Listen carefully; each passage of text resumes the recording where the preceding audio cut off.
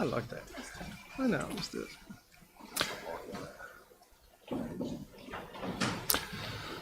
Good evening, everybody. On behalf of Council, I recognise the traditional custodians of the land and pay tribute to elders past, present and emerging.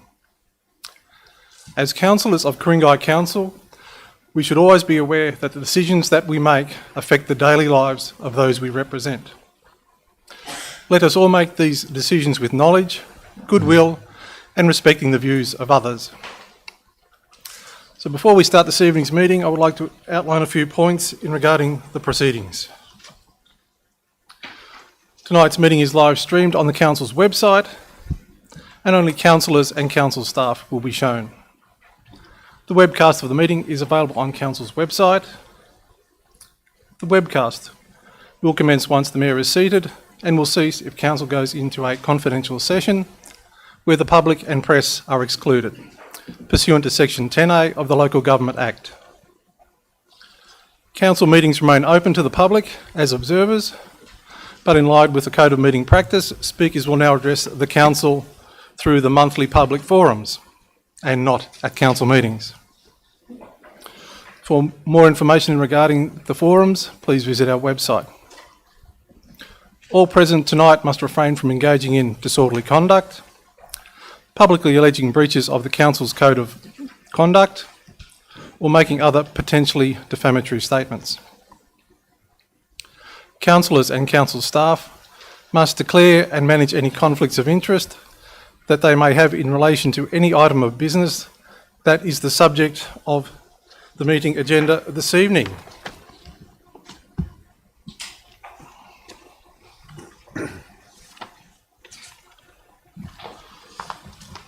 Apologies. We have one apology from Councillor Greg Taylor. I'll do that one. And he's unable to attend in person or via Zoom due to his location. I will move that his apology be accepted, etc., etc. Yep. That is unanimous. General Manager, any staff apologies? There are none, Mr. Mayor. Councillors, declarations of interest. No councillor declarations. General Manager, any staff declarations? There are none, Mr. Mayor.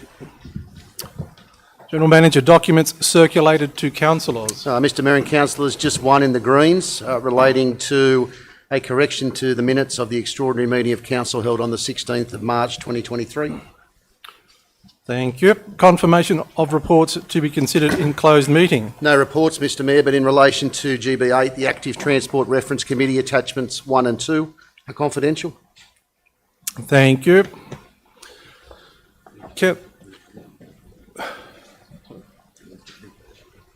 And we move to keep those in confidential. All those in favour? Was moved by Councillor Spencer, seconded by Councillor Kay. That is unanimous. Confirmation of minutes. The first one is the minutes of the extraordinary meeting with the Greens. So that is moved by Councillor Spencer, seconded by Councillor Taylor. All those in favour? That is unanimous. Confirmation of the minutes of the ordinary meeting of March. Moved by Councillor Ward, seconded by Councillor Smith. All those in favour? That's unanimous. Minutes from the Mayor, there are none this month. Petitions, councillors, there was none in the business papers, unless you have something to table on tonight. No petitions. Councillors, general business, we move into the first thing, which is a site inspection. Any site inspections requested? No site inspections. I invite councillors to nominate any item on the agenda that they wish to adopt in accordance with the officer's recommendation, allowing for minor changes without debate. Councillor Spencer. Thank you, Mr. Mayor. So I would propose to move GB 1 to GB 7 officer's recommendation. I withdraw GB6. So GB 1, sorry, withdraw GB 6? Yes. Withdraw GB2. Thank you. So with the exception of 2 and 6 6. So councillor and Smith. 8. And 8. So 1, 4, 5 and 7. 1, 3, 4, 5, 7. And 8. No, No, you're not not doing 8. 8. Thank you. Okay. Tick, tick. Seconder. And seconded by councillor Kay. All those in favour? That is unanimous.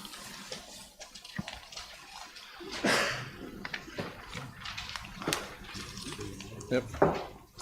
So we move to GB2, which was drawn by councillor Smith. Mr Mayor, I would like to move an amendment which the staff will have there. So you're moving a Amendment? new motion? New motion, sorry. That's okay. Not an amendment.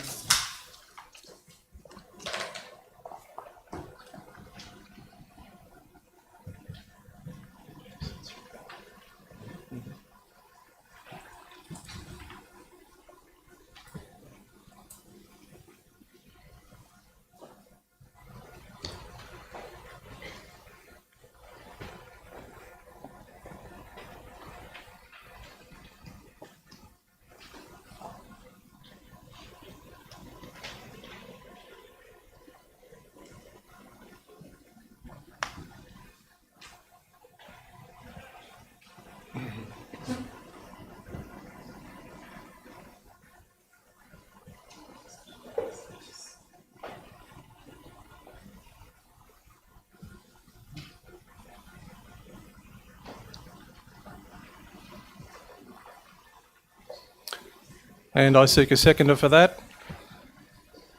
Seconded by councillor Wheatley.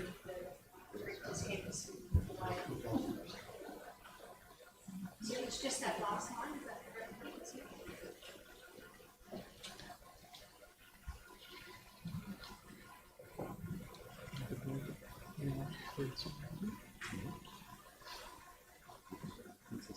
I am. Councillor Wheatley.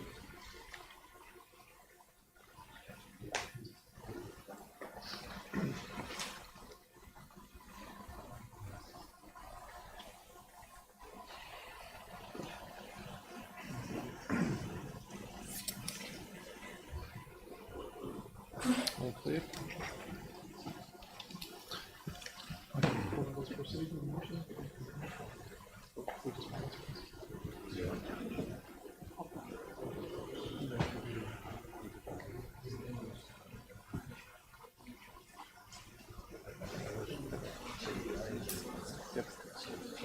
I'll get it. That's fine.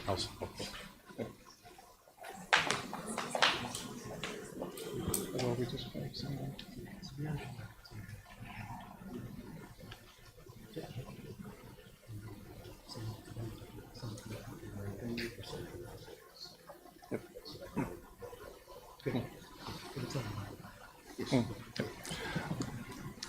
Councillors, I'd like to move a procedural motion that we vote in seriatim on this one.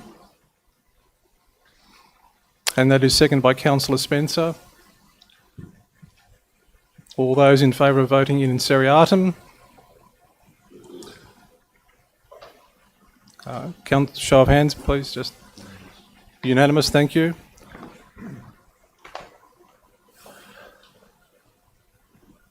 Can I suggest procedurally that we may wish to vote on A and B and then debate C?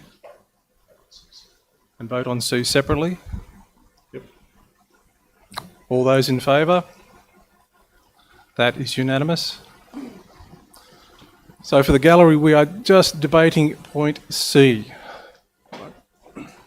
Councillor Smith. Mr Mayor, I'll reserve my right at the moment. Thank you. Councillor Wheatley has seconded.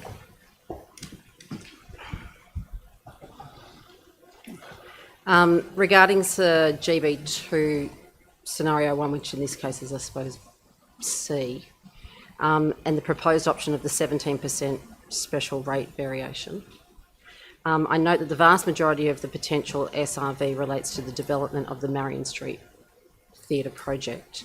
Marion Street Theatre has been a long and important history and has fallen into disrepair and has been unable to be used for an extended period of time. Conceptually, it's a great community asset for the social benefit of the region. However, the MST project would cost an estimated $26 million to bring it to fruition, and would also bring it an ongoing annual cost of about $750,000 operating loss after a development which the council and its ratepayers would need to foot. I note that the estimate in 2015 was for a renovation to cost much lower, of around about 2.9 to 4.1 million, and back in 2015 the community had concerns in regards to that cost. The material cost blowout in the 8 years does cause me some considerable concern around whether or not there is risk and future unforeseeable cost increases due to this course. I recognise there is an element of strong support within the community to bring Marion Street Theatre back online. Conceptually, I'm supportive. However, as there is with anything, there needs to be a clear cost-benefit relationship. However, I've been getting feedback from residents and ratepayers around concerns of the large rate increase to fund something with many people who will visit it either irregularly, I've been told, or if not at all. And with this in mind, I'm unfortunately unable to support the MST project in its current form due to the large, short and long-term costs to the ratepayers. Councillor Lennon. Thank you, Mr Mayor. Can I move an alternate motion in the nature of the officer's recommendation? You can move that as an amendment. So that we delete the offensive words? Seconder. Seconded, Councillor Ward.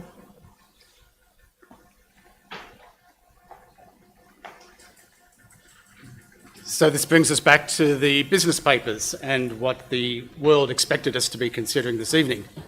This is a reasonable motion that keeps the options open, that allows investigations to continue. This is not a commitment to any particular special rates variation, but it is giving staff the opportunity to investigate and consider all possibilities for the future. I don't believe that the residents were expecting the alternate form for motion C that has been previously put up. This is what the residents were expecting us to consider this evening. Thank you. Sorry, the procedure. Yes, Councillor Spencer. A and B has been voted already. Correct. So it's just C.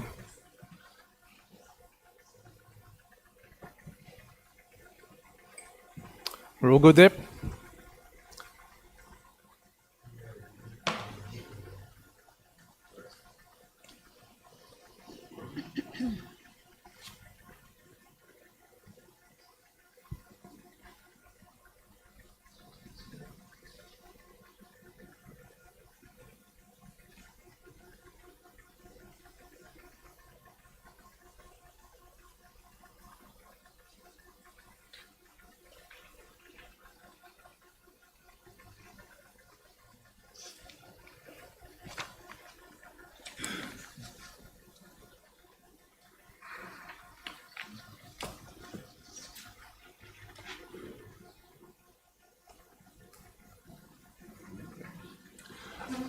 Councillor Ward, as seconder.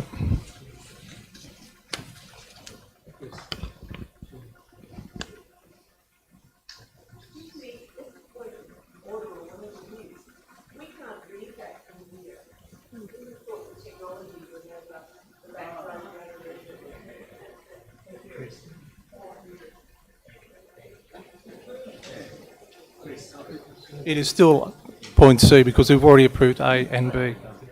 Yep. Councillor Ward. Thank you, Mr. Mayor. I refer to the documents that's been given to us. The draft revised April 2023 long-term financial plan for 23 to 33. Paragraph 2 highlights the needs for additional funding. The paper further highlights that due to change in strategy and around assets recycling, there is a significant funding gap, and I believe this particular amendment would address what we are trying to achieve here. Councillor Alec Taylor. Mr. Mayor, are there normally speakers in chambers so that people in the gallery can hear what we're saying? Are you aware of that? Yes, we do have speakers there. Yeah, I'm not sure that they're working.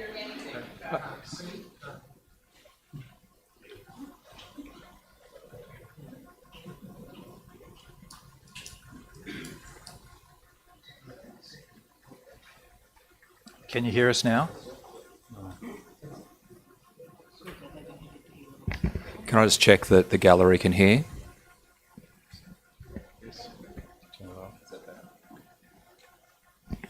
Another test. Check, check, check. Is that better? We'll see what we can do. Councillors, can I suggest you just raise your volume when you speak? Councillor Alec Taylor. Okay, thank you, Mr. Mayor. Just a couple of questions through you to the relevant director, which I suspect is Director Marshall. Just wondering if you can give us a broad brush estimate of the likely impact of the SRV on rates, so approximately how much it might be in terms of a rate increase, and what proportion of the rates the Marion Street Theatre component would be.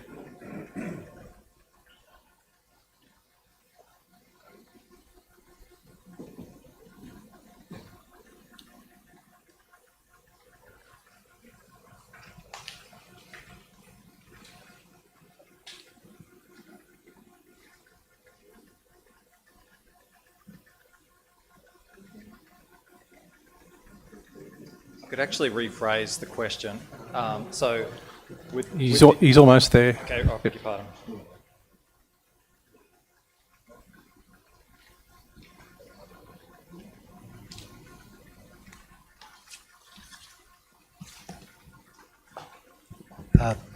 Thank you, Mr. Mayor. The scenario one in the budget documents for the special rates variation is for an SRV of 17%, which would provide $13.2 million per annum. The proportion for Marion, and to answer your question, that would be about $290 a week impact on, a year on... $290 a year. Yeah, for a residential ratepayer. And the impact of the Marion Street is about 30% of that. About 30%. About 30%, yeah. Okay, thank you. My second question is also probably through you, Mr. Mayor, to the Director.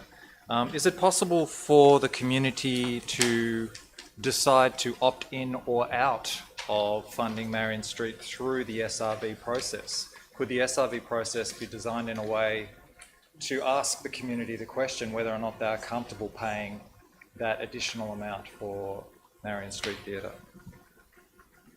Director. Mr. Mayor, at this stage, Council is not committing to an SRV or not. It's just flagging that might be something they'd pursue in the future. But if Council reached the point where it decided to apply for an SRV and it was approved, then every ratepayer has to pay it. People can't opt in or out of it. Oh, I beg your pardon, sorry. I meant in determining the scope of the final rate SRV that we apply for, could we actually answer a question through the consultation process of the community? Would they like to include this in our application for the SRV, and then either have the whole amount in or have the whole amount out for Marion Street Theatre when it goes through? Does that make sense? Yep. Okay. Director. Mr. Mayor, excuse me. Yeah, absolutely. There'd be an extensive consultation process which would include asking the community about what they would like to see funded and what they wouldn't prefer They not could choose to include it or not. Yes, that we would get indications of people's preferences, yeah. All right, thank you. Councillor Smith. Mr. Mayor, through you to the Director, Marshall, if I may. Director Marshall, in the case that this was to be approved and was to move forward and we put it to consultation and we move forward with it, what is the ongoing running cost per year for the Marion Street Theatre site? Director? Mr Mayor, it's been estimated at about 700,000 per annum. Could you please advise where that money comes out of? Director? That, at the moment, that's budgeted to come out of general revenue. Revenue.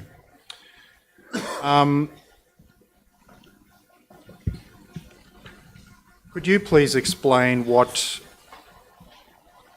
the reason we're sitting here tonight looking at putting an SRV in when we didn't follow our original long-term financial plan with the council prior, what we were looking at doing with the prior council? Fund Marion Street?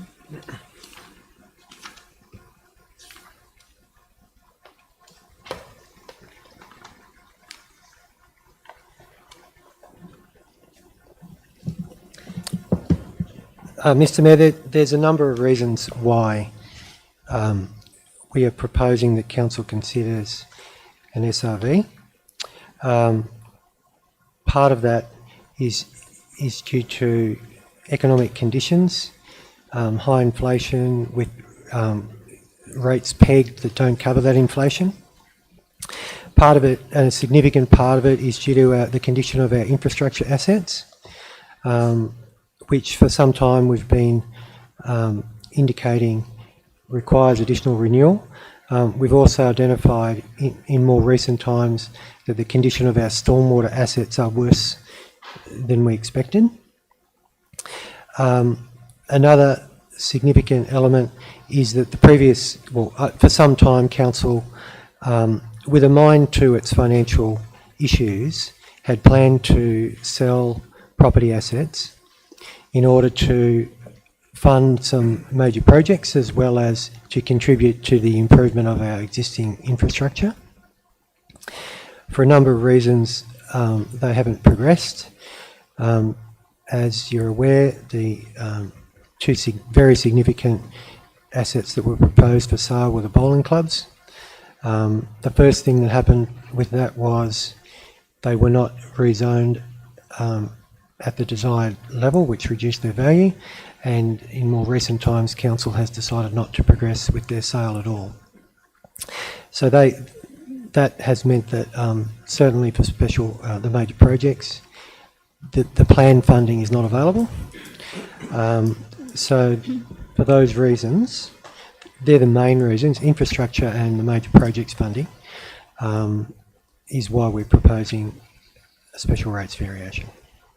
So basically, the council prior had made the decision to sell or recycle assets that were disused to fund this project. Is that correct?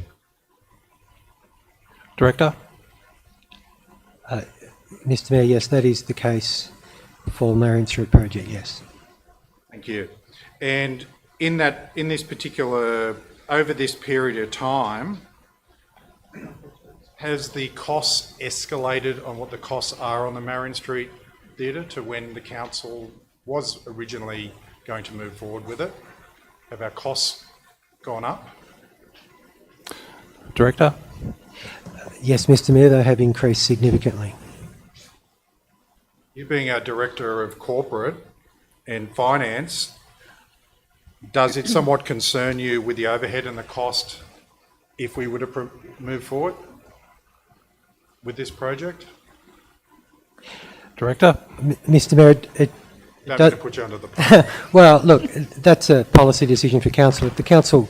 I'm aware it's a policy decision for council, but I'm just saying you're the one that's got to manage our finances and you're the one that's got to make the numbers work. This particular thing that we're looking at putting forward without selling recycled assets, and I'm just assuming in the position you're in, and I'll just, if we can just take the person aside, just purely dealing with the books, is this something that that could be seen as an issue or create a concern to you? Mr Mayor, we've recommended that if council wishes to proceed with this project, that it applies for a special rates variation. So if we go through the process, the council decides to proceed with it, the community supports it, and there's a decision to fund it, I'm not concerned about the project proceeding if the funding's in place. Thank you. Mr Mayor, a question through you to probably Director Bevan. If we were to proceed with this amendment that has actually been put up in front of us here this evening, would this, that Councillor Alec Taylor has put forward stating that we can let the people decide whether or not they would like to move forward with this, by council adopting this tonight, is that sending a message to the community that we are pretty much for it, but we're just getting the community to run their eyes over it? Director? Mr Mayor and councillors, I would suggest that whatever council decides tonight will be the subject of extensive community consultation. So it'll go back to the community, and that's where you'll get the feeling from the community how they feel about it. I might just change the wording in that question a little bit. If you're going back out to, if you're going to the community and giving them options and decisions, would you like to see this council fully behind it, wanting to move forward with it, rather than just putting it out there as a red herring? Director? Mr Mayor and councillors, I think what's been recommended tonight is recommended from the officers. So if that was to go out, the community could then comment on it once we do the consultation. Thank you. I will be speaking against this evening. It pains me to speak against it in the sense that I've been in support of this before. I was in support before when we actually had, when as a council we'd made a decision to recycle assets that were in wards, the old bowling clubs, and that would have given us the opportunity to pay for this, and we would not have to go out to the community or an additional SRV for this particular funding for this project. I'm still not 100% confident that, well, sorry, I'm not confident at all it's in the right place, Marion Street Theatre, in Marion Street. I really believe it should be much larger and it should be in our main town centre and given that opportunity. So I just don't feel that we should be putting this forward on this amendment here tonight. Thank you. Councillor Kay? Okay, I've just got a question through you, Mr Mayor, to Councillor Taylor. I just want to clarify when you talk about community consultation, we're talking about the second part of it. So we're not actually talking about the 28 days of public exhibition. We're talking about the second. So there's two parts to public consultation as such. Could you just confirm? So I'm not an expert in community consultation, and it is my understanding that we go through a huge amount of consultation when we go through an SRV process. And I would defer to one of the directors to answer the specific question about the process. Mr Mayor and councillors, Councillor Kay's right. The 28 days is a statutory consultation community-wide for the delivery program, operational plan and budget, and that's already been adopted as A and B. What we're debating now at C is obviously what's included in an SRV, and that consultation would take place at a later date and for far longer than the 28 days. So when we talk about obviously this going on public exhibition, we talk about these scenarios which are just scenarios at the end of the day. Would we not consider the community response and the appetite for these scenarios? And obviously if the community didn't have an appetite, we could change these scenarios, I would imagine, because it does come down to the broader community having to pay these increase in their rates. It's not just one group keen on a theatre, it is the whole LGA that has to have their rates increased. So would we not be best to, this is coming back to us anyway, is basically what I'm saying, is it not best to maybe go out there and not be presumptuous of what the community is going to come back to us with? Director? Mr Mayor, yes, as the General Manager mentioned, there will be extensive consultation. So the scenarios that are in these documents are just there for the purposes of giving an indication of what might be possible, what we've put forward that could address the bigger projects that we're doing, as well as the infrastructure renewal issue. But they are very likely to change based on if we proceed down the path of an SRV. There'd be more further analysis, there'd be options looked at, there'd be future decisions required by council, there would be extensive consultation with the community, and council would get to consider that in making its deliberations. So yes, it's super early days about a SRV process. Okay, so say for example, if there were 100, sorry, to Director Oh, Marshall. good. Yeah, continue.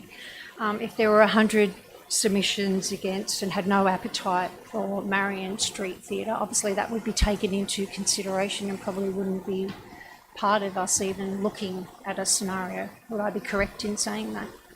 Not necessarily 100, I probably shouldn't say 100, but if there was a huge amount of angst of the community not wanting the theatre, would that not even be a part of us moving forward? Would we not what I'm saying is, to me, I wouldn't think it would be a consideration. Let us let the community decide what they want, because they're paying for it. Director? Mr Mayor, I'm sure council would definitely take into account if there was a lot of adverse commentary about the Marion Street project being part of an SRV. And probably further to that, Councillor, even if council chose in its wisdom not to take that sentiment into account, when we make our final presentation to IPART, that's one of their criteria, so they would take it into account in any case.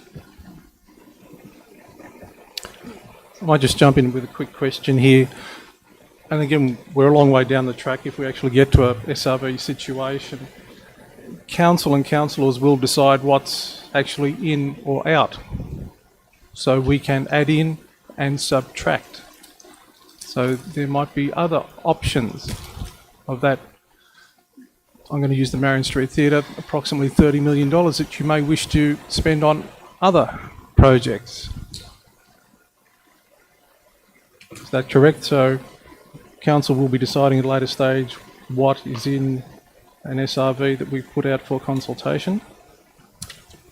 Mr Mayor and councillors, without, I guess, guessing what council would do down the track, this SRV in its structure is different to previous SRVs. So if you cast your mind back, there was the roads levy, which became the infrastructure levy. It was a single source. Then we had the environmental levy. This is different in that it's, I guess, a bucket of items across all facets of council.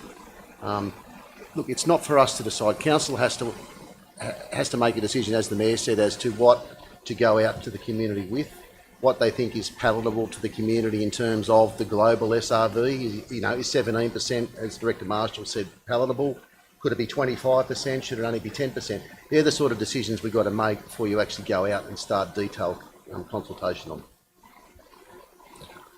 Thank you. Councillor Ward. Thank you, Mr. Mayor. Through you, Mr. Mayor, my question is to Director Marshall.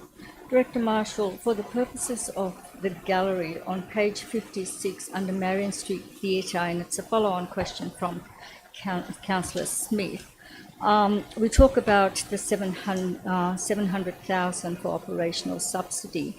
And the last line says this has also been included in the LTPF for 25-26 onwards. Would you mind explaining that for the purposes of the gallery's understanding, please?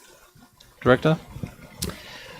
Mr Mayor, so the 700,000 operating costs is already factored into the council budget. It has been for a few years now, out of our existing rates revenue, if you like. So it's not it's not part of the SRV application because it was already factored into the budget on the assumption that capital costs would be funded from asset sales, and that has been left there. Thank you. Also, funding our operations, Councillor Smith alluded to the fact that the cost has risen considerably in the last 18 months. This council has only just celebrated its first anniversary. So, do you think that because this council did not vote to sell off the bowling club, the cost has escalated almost double? Director? Mr. Mayor, no, I don't believe there's a relationship between the cost escalation and the asset sales. So, Director Marshall, the last 2 years there's been COVID, and just about every organisation, everyone we know, is experiencing horrendous cost increases. Wouldn't it be correct that we're going through the same process rather than saying that we, the council, didn't make a decision in the last 12 months that it has escalated? Director, if you can answer that. Mr. Mayor, the costs have certainly escalated a lot in the last year, definitely. There was a lot of cost escalation though, even prior to COVID for the project, as I'm sure councillors are aware. So, yeah, look, if I understand correctly, the decision to sell assets or not is not why the costs of the project have escalated. So even if we had said, yes, we would sell the bowling club, it wouldn't have happened immediately, would it? And the cost would have gone up regardless.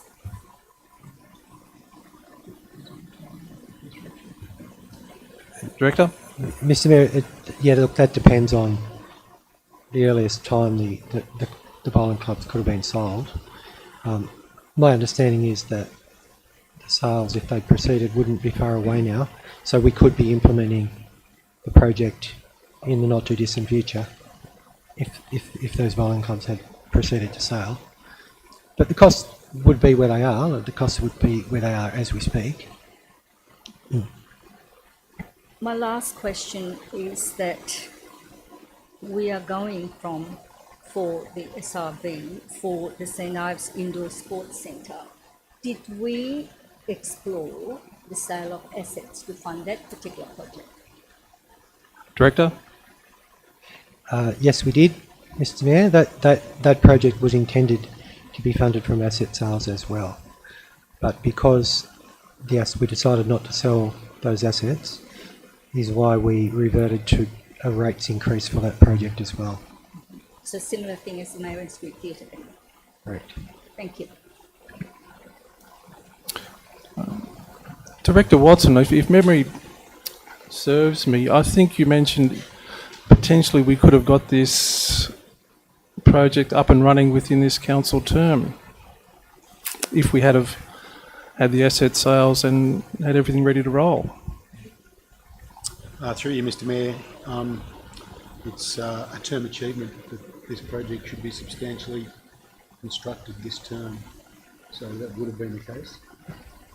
Director Marshall quite rightly alluded to a gap between council resolutions to sell assets and actually receiving money, but we had started to prepare documentation to dispose of at least one of those assets. So yes, the current adopted position of the council until this plan is that the Marion Street Theatre should have been substantially completed by September next year. And there's no reason to think that couldn't have happened.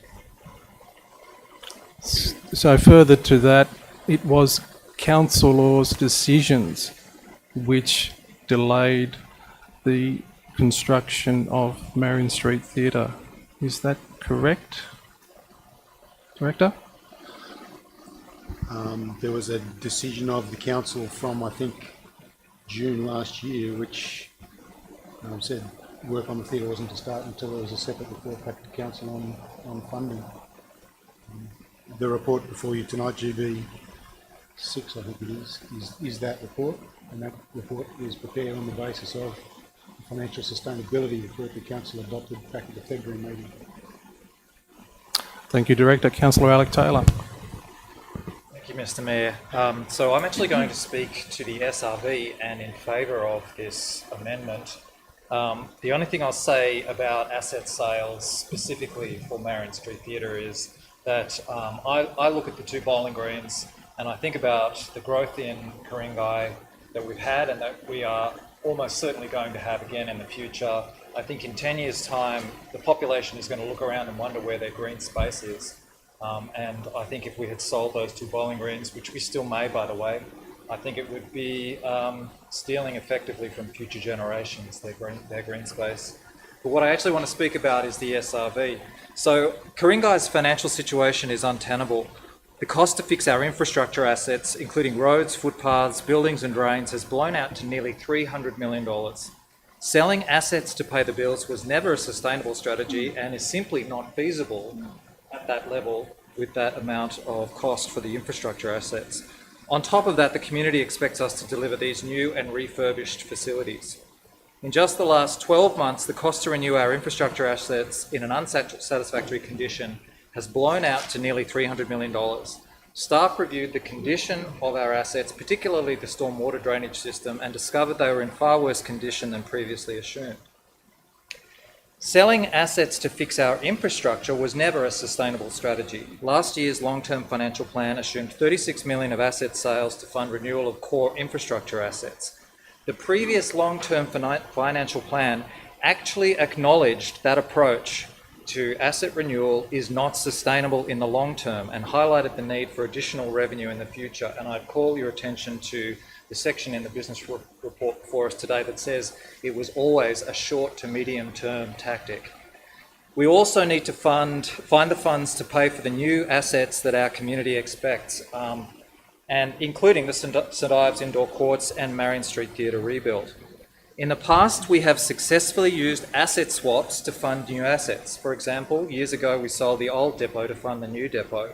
I strongly endorse Councillor Smith's comments about finding assets to sell that are disused and would be less valued than the potential new asset of Marion Street Theatre.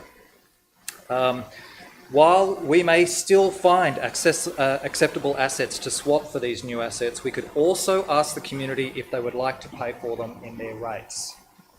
It's up to them. We urgently need the SRV to address the infrastructure blowout. Forget Marion Street Theatre, we have a massive infrastructure cost issue. We also need to stop selling community assets to pay the bills, though community assets swaps could entirely be appropriate at this stage, and to potentially fund those new assets. We need to engage the community to explain the situation. We need to deal with it now in this term and not kick it down the road into next term. Thank you. Councillor Wheatley. Just following on from a question that Councillor Ward asked in regards to page 56, through you, Mr Mayor, to Director Banasif, the cost to fund Marion Street Theatre, which is approximately $700,000 per annum, I'd be interested to know what other projects could be undertaken for that amount of money per annum. What other things could you build or do? Director Banasif. I think that's probably going to be a bit of a challenge. Through you, Mr Mayor, well, $700,000 on an annual basis. As the Director Marshall mentioned earlier, that $700,000 is funded through general revenue. Council's general revenue is allocated towards renewing our assets, so in essence building, reconstructing our existing infrastructure. So $700,000 would go a long way towards resurfacing 4 to 5 streets every year. $700,000 can be used to upgrade 2 of our dilapidating amenity buildings on an annual basis. Drainage is a problem, so $700,000 will certainly go a long way if allocated towards our drainage network and renewing our drainage infrastructure. Just the other month, Council resolved to spend $1.25 million on footpaths annually. So $700,000 is more than half that budget and can deliver 6, 7, possibly 8 streets with new footpaths on an annual basis. Thank you. Councillor Ward. Sorry, Mr. Mayor, I just didn't turn it off. That's okay. Councillors, I'll be speaking against this amendment. Whilst having been the only councillor remaining since that fateful time where we actually saw a vision for Marion Street Theatre. It was a good vision. It is still a good vision. However, as you will have seen, it has moved from 2.9 and 4.1 when we did the survey in 2015 to now not much shy of 30 million. 10 times the amount potentially. When do we say the figure is too much? Did we say it when it was 10? Did we say it when it was 16? Did we say it last year when it was 22, 23? Now it's at 26. When do we say it is too much? We are now going through difficult times, aren't we? Interest rates are rising, costs are escalating. In the SRV, there are opportunities to add in various projects, shall we say, or various usages of funds from that SRV. What could you get for $30 million instead of spending it on Marion Street Theatre? You could well build a multi-storey car park in Wahroonga Village, which would benefit thousands of people week in, week out. You could also have an SRV for a second access road to the Canoon Road netball courts, which would benefit hundreds and thousands of people during a netball season. That would make their lives better, a very large community. It would also give the benefit of a second road out of a bushfire-prone area. Win-win situation. That $30 million allocated towards Marion Street Theatre, we could use that in our SRV to build footpaths. And as Councillor Taylor alluded to, our massive infrastructure backlog. It could go to drainage, which will benefit thousands of residents for many, many years to come. Why has the infrastructure number changed? We re-rated our drainage, if that's correct, Director Banasif. So from 150 years down to 100 years. Is that correct? Useful life. That is correct, Mr. Mayor, the useful life. So therefore, as Councillor Taylor said, we should be addressing these massive issues. Is building a theatre addressing those massive infrastructure backlog problems? No, it is not, unfortunately. It is a nice-to-have project. It is not an essential project to have. The essential projects are footpaths, drainage, those basic things which we can spend across the LGA, which will benefit thousands and tens of thousands of residents. So therefore, I cannot support this amendment. I would rather go out to the community and say, we have a plan to make your day-to-day lives easier. We will do our best to build you more footpaths. We will do our best to fix up the drainage issues. Those are the things that will make people's lives better day in and day out. You've seen the massive flooding from last year. We all received those emails, didn't we? With the videos. Huge amounts of water and massive drainage problems. Those are the things that people want fixed in their lives that will make a difference. So therefore I cannot support this amendment. Councillor Ward. Thank you, Mr. Mayor. Mr. Mayor, I agree with what you say. However, Question? I don't see how the Marion Street Theatre should be sacrificed because we have got a backlog of our things. So how do you think we can do both? The question is to, The question is, how do you think we could do both and not penalise the Marion Street Theatre because we have got a backlog I'm of assets? quite happy to answer that. We had a long-term financial plan to sell certain assets. That would have actually built and started construction this term. If we had to follow that, and we still can, Councillor Wood, we can still go back to that and sell certain assets to fund the build of Marion Street Theatre. Thank you, Mr. Mayor. We looked at 2 bowling clubs. Were there other assets other than the 2 bowling clubs to fund the Marion Street Theatre? There are numbers of assets, yes, which we have not done. But at the moment, we are just talking about the bowling clubs, yeah? There were other assets such as Cooler, which we did not sell, for example, which would have yielded a number of millions of dollars. Well, Mr. Mayor, I'd like to speak in support of this motion, please. You already have. Okay. Councillor Smith. Mr Mayor, just a question, maybe through to Director Watson. Can you please advise why we did come down to the 2 bowling clubs to sell for the recycling of assets? Director. How we landed on these? Through you, Mr Mayor,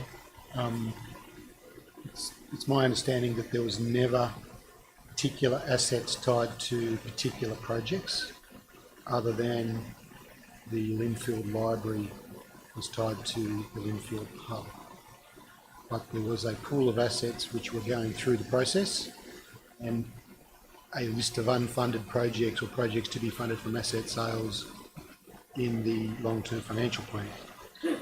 Now, while there was not a direct link, the link was simply that the first asset sales through the pipeline would have funded the first unfunded projects that council wanted to carry out. And as Director Marshall alluded to earlier, both the basketball courts and the Marion Street Theatre were the next projects on the runway, so to speak, and they were to be funded from short-term loans backed in by asset sales. Now, the only reason we started looking at the bowling clubs originally was simply that the 2 existing clubs folded and turned the keys over without warning. Prior to that, we weren't looking. Now, the council at the time, the council of the day, decided that they didn't want to be, rehabilitating old bowling clubs. They wanted to recycle those into other projects, projects that were, people had different ideas about the ones that would get funded, but, the 2 logical ones were the two major projects we've been talking about tonight. I hope that answers the question. Yeah, and just finally, were they sort of the ones that would potentially pull in a high yield on an assets ready to go? They were the 2, as Director Marshall alluded to earlier, both of them were originally put forward as R3 and would have had a higher yield. They were pegged back by conditions of gateway determination, but they were also the ones that were furthest progressed. But collectively, the 2 of them would have yielded more than enough to fund Marion Street Theatre. Yes. Thank you. Councillor Kay. Okay, so through you, General Manager, to the relevant director, which I believe is Andrew Watson. If this amendment fails today, is there a plan B for Marion Street Theatre?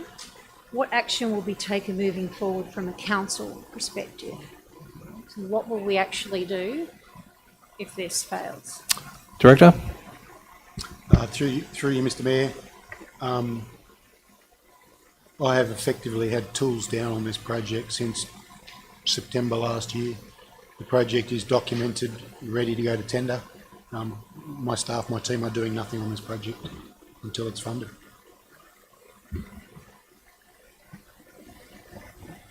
General Manager. Just to supplement Director Watson, I think if this amendment is lost and the motion is carried, Marion Street will be taken out of the long-term financial plan because it's not right to sell things in a long-term financial plan that have no backing. That's not to say, and I think one of the councillors raised it earlier, if you look at GB6, we have a consent for Marion Street which lapses in August 2026. That's not to say that any time between now and then someone comes back and says, righto, we've got a new funding strategy, we want you to kickstart the project. So it would be off the books for now. We would put no resources into it until we come up with some alternate funding strategy at some point in the future or not. So just on that, will this be assumingly driven by the councillors rather than the council staff on that funding strategy? Sorry. That would be correct. As it stands now, the asset sales strategy, as we've talked about ad nauseum tonight, didn't come to fruition. If councillors say they don't want it included in an SRV, we would not. We have no other alternatives. Thank you.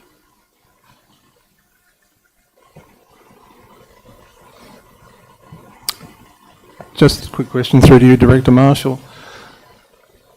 If we have Marion Street Theatre in scenario 1, does this guarantee them funding? No, Mr Mayor, it doesn't. There's a long process to follow before the funding would be in place.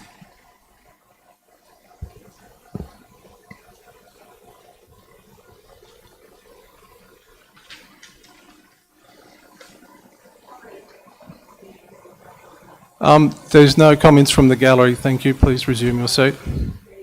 Please resume your seat. Please resume your seat. If you don't resume your seat, I will ask you to leave the council meeting. I will ask you one more time to resume your seat. Please leave the council meeting. If you do not follow a directive, you will be escorted out of the meeting. Please respect the chair. I will adjourn the meeting. Thank you. Meeting is adjourned.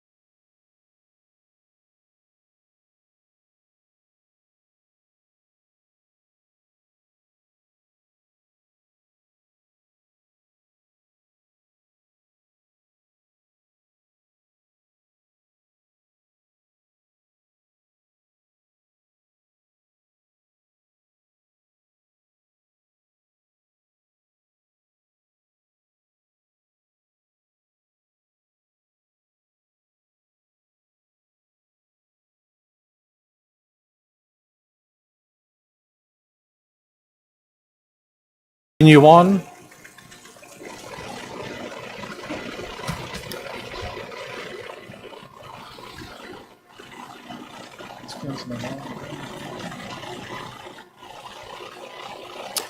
Councillor Taylor, you have a question?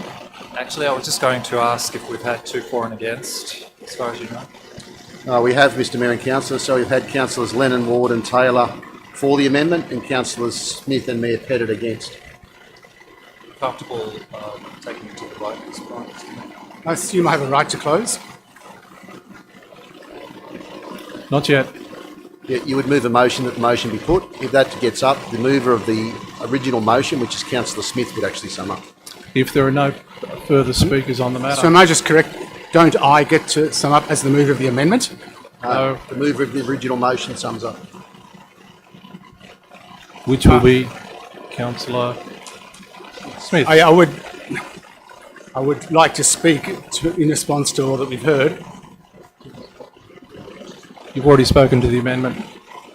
but I feel like I should have the right to close. No, In you response to all don't. that's been said, that's what closing means when you move a motion. Unfortunately, that's not the rules of the Code of Meeting Practice. So, So then may I phrase that in terms of a question? if you have a question in regards to the amendment, yes? We have a procedural motion first by Councillor Taylor. I actually had it was a question for you, so I haven't moved the motion. Okay. I'll move the motion. Moved by Councillor Spencer that we've had two speakers, 2 for against, that the amendment be put. All those in favour of the amendment being put?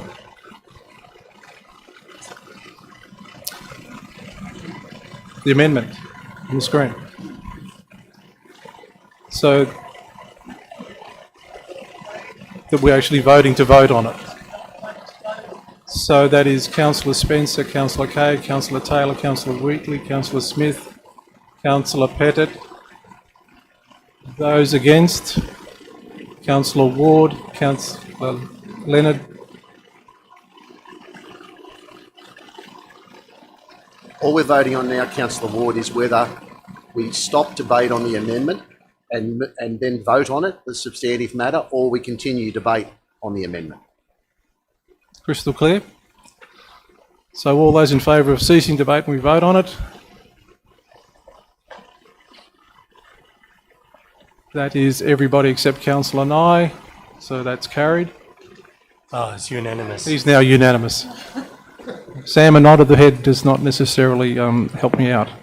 Thank you, Councillor. I was voting against for the minutes. He must have stolen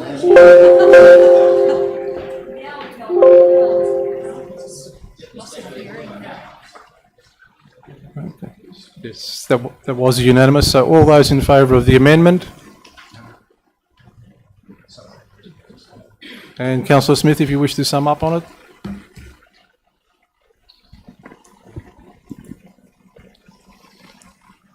Mr Mayor, thank you. I think this evening here,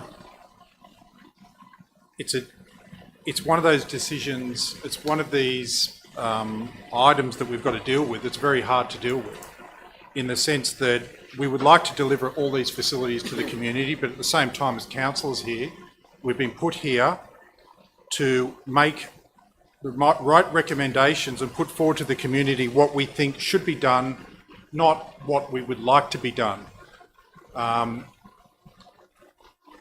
believe that it's important that we live within our means. I think the theatre is a fantastic, Marion Street Theatre is a fantastic thing to have, but a cost of $30 million to the ratepayers of Ku-ring-gai at this point in time, it's not the right time for it. I can't support it with the ongoing costs of $700,000 a year. As it's been described here, as we've gone through this evening here, there's been opportunities there to push this project forward.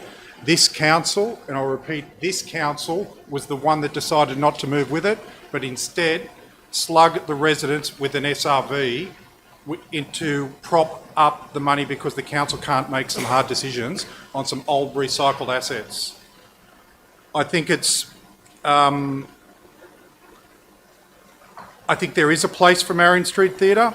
I think that there could be a better location for it.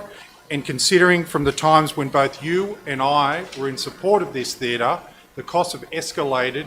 On the site where it is, it's not suitable. We've seen all the challenges with it, and it could be a much bigger, much broader theatre that the rest of Ku-ring-gai could enjoy. So for all those reasons, I will be speaking against the amendment this evening, and I would ask you to support the amendment, the motion that I put forward, so that we can revisit this when we're in a better place to do so, when we've got the financial capability to do it, because at this present time, we haven't. Thank you.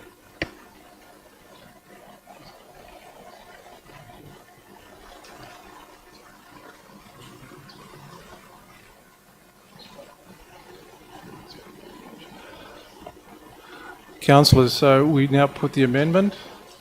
All those in favour of the amendment? That is Councillor Kay, Councillor Taylor, Councillor Ward, Councillor Lennon, Councillor Nye. Against? Councillor Spencer, Councillor Wheatley, Councillor Smith, Councillor Pettit. The amendment is carried. The amendment becomes the motion. All those in favour of the motion? That is Councillor Kay, Councillor Taylor, Councillor Ward, Councillor Lennon, Councillor Nye. The motion is carried.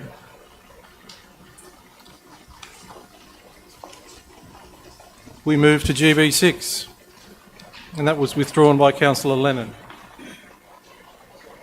Thank you, Mr Mayor. Staff should have a terms of a motion that I would like to put before you. If we can perhaps draw upon that and put it up on the screen.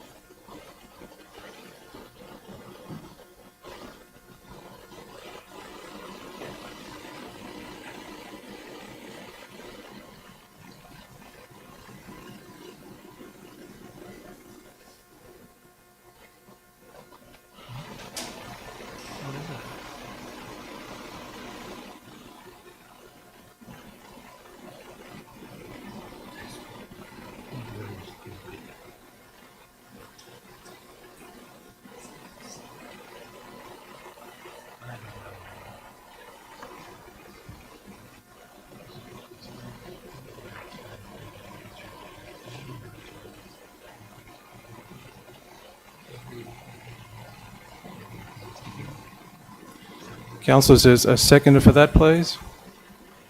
Seconded by Councillor Ward. Councillor Lennon.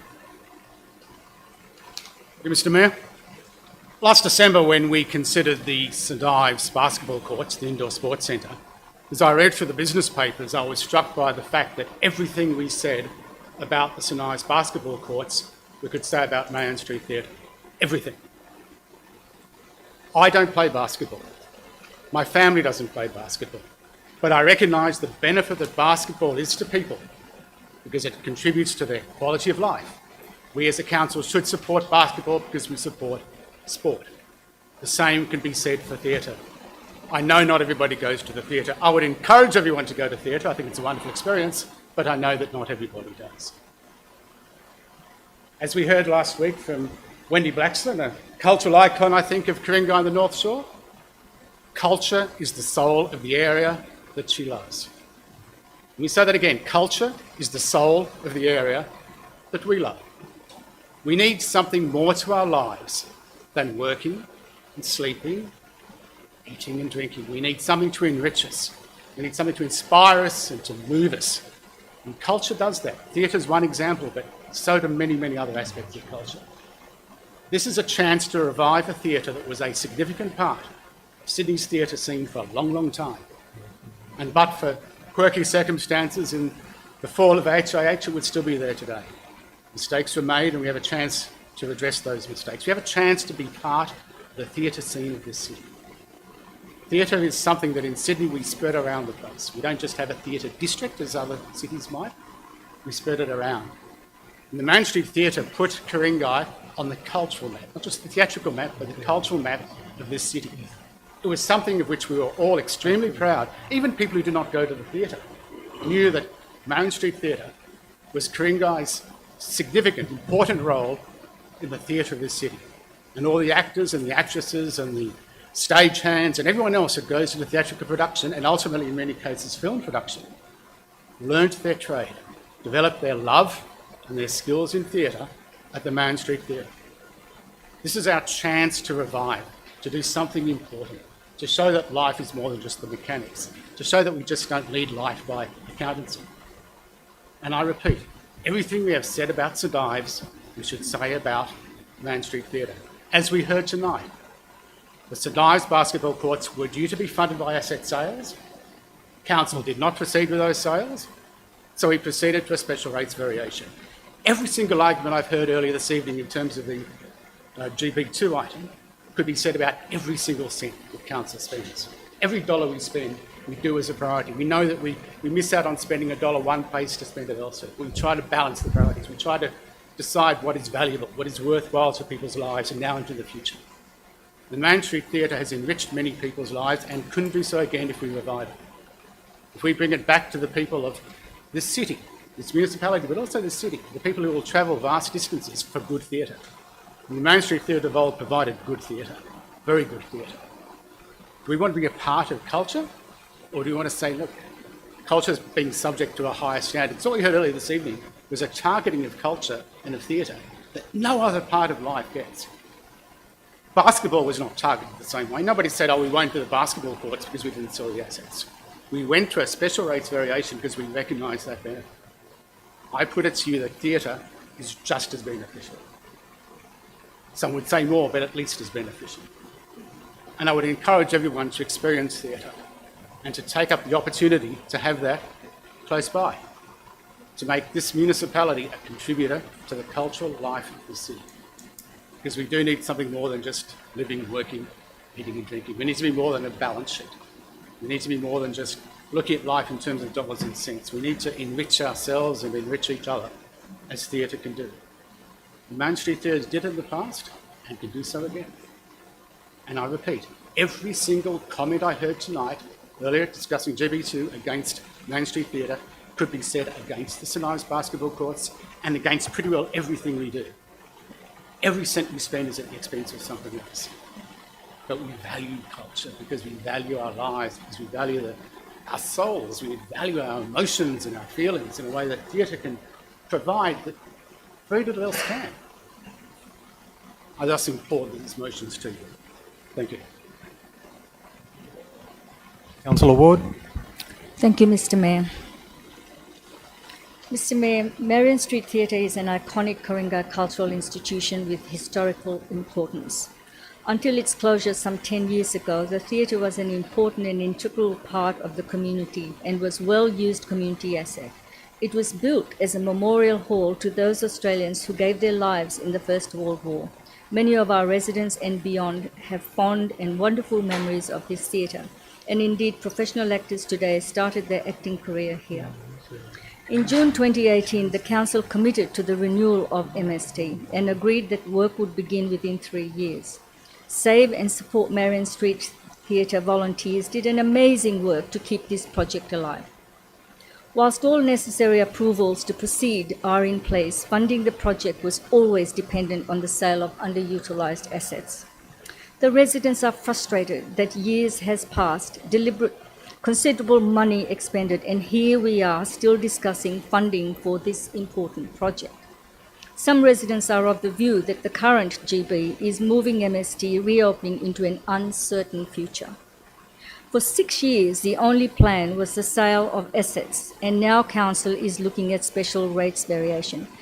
Residents inquire as to whether both of these avenues were not explored, why both these avenues were not explored concurrently, including other funding models. Residents are miffed as to why some of the Council's surpluses are not attributed to this project. Mr. Mayor, we are supporting the funding for sporting amenities, which are important because it is good for physical and mental health. So is a theatre, a place also where people can express themselves, particularly kids who are shy or have challenges. Education and culture ought to be a top priority of our aspirations, as we have been proud of what we have offered to generations. Ku-ring-gai must maintain this historic theatre, which will be a vibrant cultural centre for all, and in particular for performing arts to create opportunities for artists of the future. It will bring much more source of pleasure and place of creativity for generations to come. It is important that we show we can preserve our heritage and not that there is a cost associated to it, so therefore we need to be looking at other things. Mr. Mayor, I ask you and my fellow councillors to please consider this and support Marion Street Theatre. Thank you. Councillor Nye. Thank you, Mr. Mayor. I would like to speak against this motion.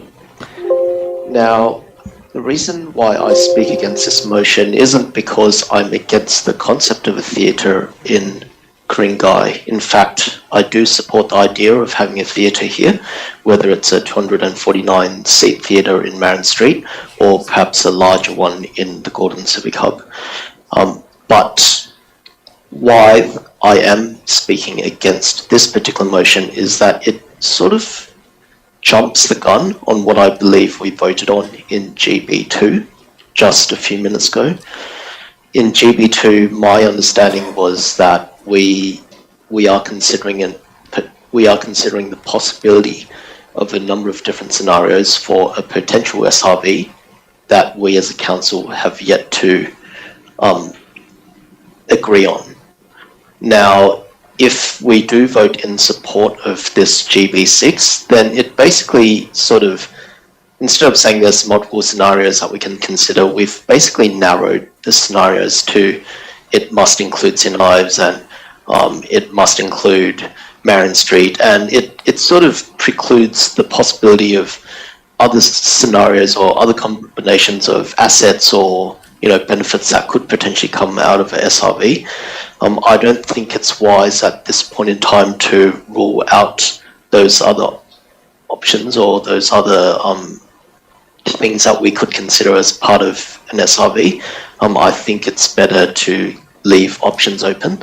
So in voting against this, I'm not saying, by the way, that I'm against having a theatre. I'm just saying that it's not the right time to jump to that conclusion of how exactly this SRV should be defined. Thank you. Thank you, Councillor Nye. Councillor Spencer. Thank you. I'd like to move an amendment, please, Thank you, Councillor Spencer. which is the officer's recommendation. Seconded by Councillor Smith. Yep. Councillor Spencer. I just reserve my rights. Councillor Smith, her seconder. I'll reserve mine.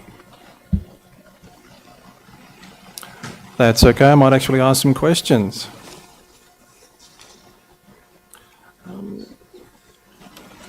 So in regards to external funding from philanthropy, we had mentioned last year that a philanthropist would offer to pay any delay costs. Did we actually get anything in writing from that philanthropist that they would reimburse us, Director Watson?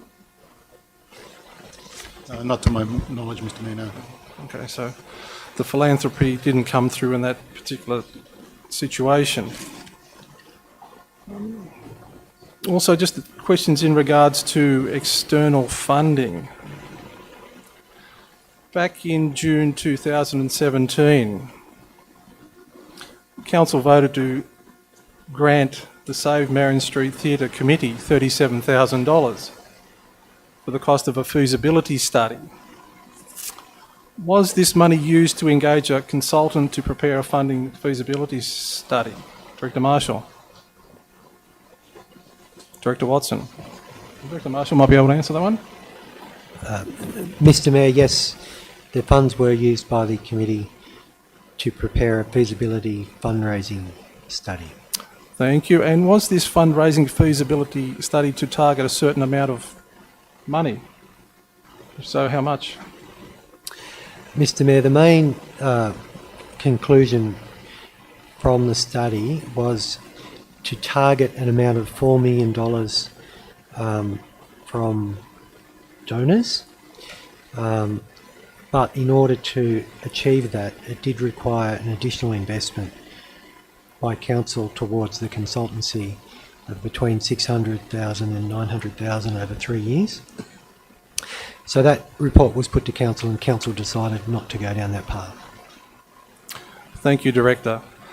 So, councillors, even back in 2017, the fundraising was only targeted at $4 million, which was not even going to cover the build costs then.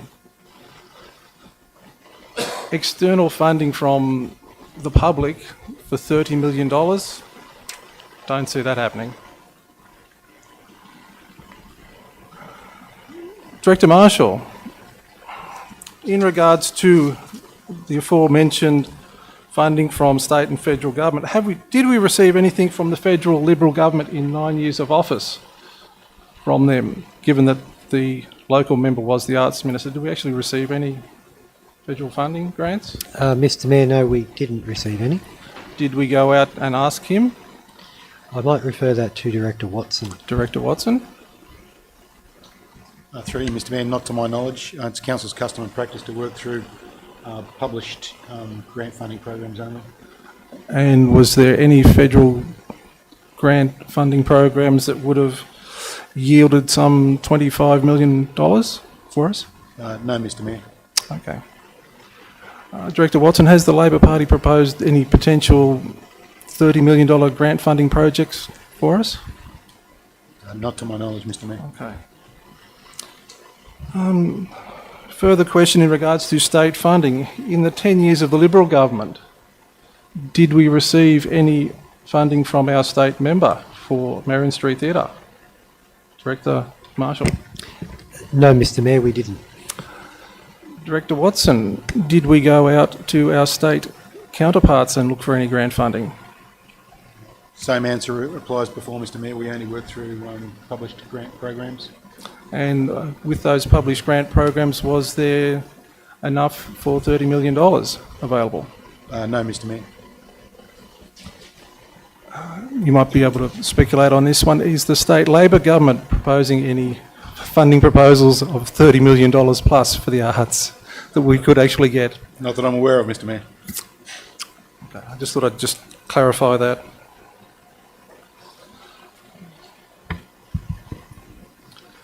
Councillors, officer's recommendation does make sense, doesn't it? It won't be built, if it does get built, for a number of years. And it will be based on a potential SRV, which we have yet to decide on what is in and what is out. So therefore, I would strongly recommend you support this amendment. I cannot see going out and looking for a pot of gold at the end of a rainbow as a possibility to fund the Marion Street Theatre apart from an SRV. If you are going to go down the path of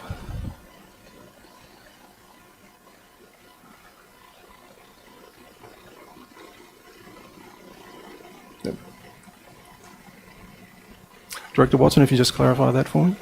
Through you, Mr Mayor, there has been some parallels drawn tonight between the SRV that was talked about in the December report on the basketball courts and adding to that SRV to cover this project. That was the December report refers to a compressed SRV process for joint projects with the state, and while it was talked about in press releases, the mechanisms were never implemented. So when Council adopted the basketball court project, the project deed and licence in December, they did so in the full knowledge that they were committing to the project potentially without that special SRV ever coming about, and knowing full well that they may have to pay for the loan costs themselves. And Marion Street Theatre was never talked about in the context of that SRV because it wasn't a joint project. So a further question to that. Are we committed to the basketball, Director? Through you, Mr Mayor, unless tender prices come in above the, I forget the term in the project deed, I think it's the works cost estimate, Council is effectively committed to that project. So project tenders for that project was called by Schools Infrastructure New South Wales in the last fortnight, and I think it was a 5 or 6 week tender period. So unless there's a dramatic blowout in tender prices, then Council is effectively committed to that project, and we've effectively written the first, I think it's a 10% check to Schools Infrastructure New South Wales, so Council's in. So I hope that clarifies for councillors what the SRV situation is. We are committed to the St Ives basketball. We are not committed to Marion Street. We haven't signed on any documentation to proceed. So councillors, I would encourage you to support this amendment, which is the officer's recommendation. Councillor Lennon. A question of you, Mr Mayor, if I may. In November 2021, the month before the last council election, did you not at West Pymble Bicentennial Club, addressing the voters of this municipality, say where there's a will, there's a way? And in fact say that over and over? Correct. Thank you. Thank you.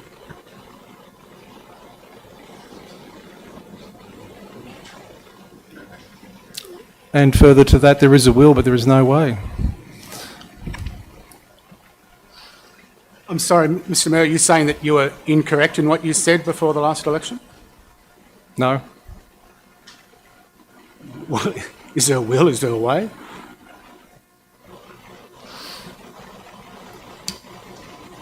Councillors, any further debate on this amendment? If not, I will put the amendment. All those in favour? Sorry, do I speak? Yep. If you wish to sum up as mover of the motion. Yes, if I may. We have had mention of the design review that a philanthropist offered to fund. That design review never actually happened, so I don't think we can talk about the bona fides of that philanthropist. What it is worth remembering is that that philanthropist contributed enough money to Knox to have a 750-seat theatre named after him. So there are philanthropy opportunities. I would also suggest that the Labor Party has often prided itself and promoted itself as being the political party of culture, of arts and of theatre. That is their mantra, and again, following the election, state and federally, they have repeated that. I do not believe that we should shut ourselves off from the possibilities of the state and federal government putting money where its mouth is and supporting theatre. As I said earlier, theatre is something not simply for a suburb, a municipality, for the entire city. Theatre goers will travel to theatre. And I believe that, as you said, Mr Mayor, before the last election, where there's will, there's a way, we should be exploring opportunities. We should value theatre enough to pursue the opportunities. So I recommend against this recommendation and encourage council to return to the motion as put up. Which brings back to the point that so much about the St Ives basketball court, indeed arguably all of it aside from that contractual commitment, applies to Marion Street Theatre. Thank you. So I'll put the amendment. All those in favour? That is Councillor Spencer, Kay, Wheatley, Smith, Pettit. Against? And Nye. Against? Councillor Taylor, Councillor Ward, Councillor Lennon. The amendment now becomes the motion. All those in favour of the motion? Councillors Spencer, Kay, Taylor, Wheatley, Smith, Nye, Pettit. Against? Ward and Lennon. That motion is carried. We now move to GB8. Councillor Spencer. Thank you. I have a motion with the staff.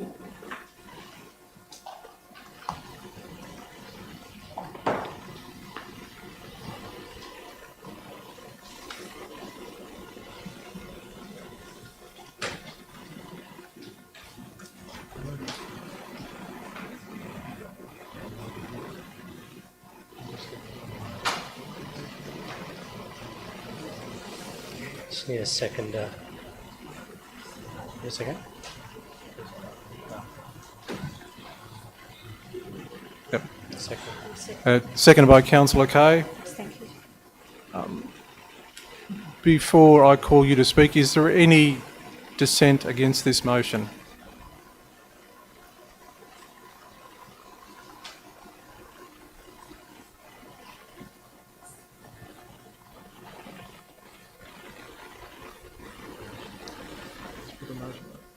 Okay, so if there's no dissent against the motion and nobody that wishes to speak against it,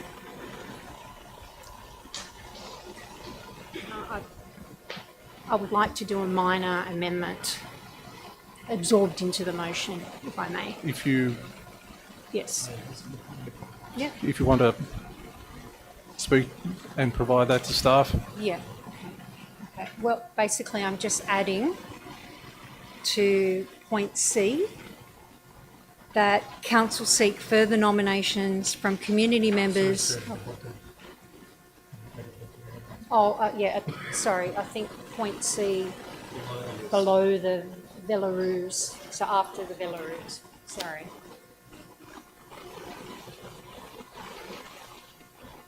Okay, so that council seek further nomination from community members with an emphasis on encouraging more women to apply and a wider geographical representation. Councillor Spencer, if you're happy with that, that's good. Thank you very much. Oh yes, so it's just that top bit. Yeah, thank you, sir. Councillors, if there's any further debate or dissent on that, unless you wish to speak to it. Yes, I will speak to it if I may, just so I can give a bit of background of what I'm doing. So, and I know the names are confidential, so I won't be delving into the names. Okay. Just having a look at the list that was submitted, there was only one woman out of the 10 that applied for the committee. So, reason for wanting a broader representation. I did notice also that 50%, so out of the 10, 5 were from Commonara Ward, which one was out of area, which was Walk Sydney, which was part of the terms of reference. I looked at the others, which was Gordon and St Ives, and they both lived in Pymble, so they were basically on the fringes of the ward rather than living in St Ives or Gordon. And I think the last one there was 2 from Lemfeld. So I suppose definitely obviously agree with this, but just think we need to go out in the community and really encourage more women to apply. Maybe technically looking at maybe rewording the advertising that we went out with.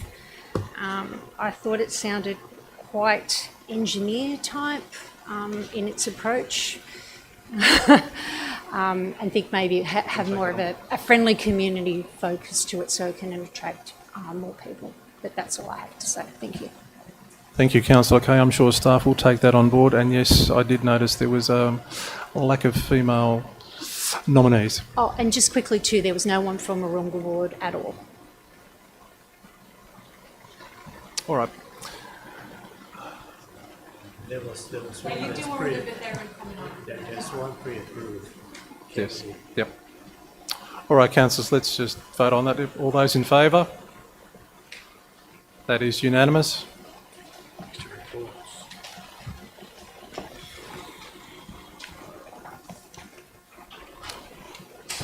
Extra reports circulated to the meeting, General Manager. There are none, Mr Mayor. We move to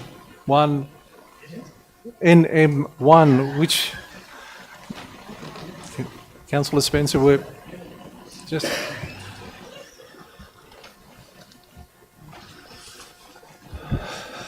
NM1, we're just following the agenda, Councillor Spencer, if you would...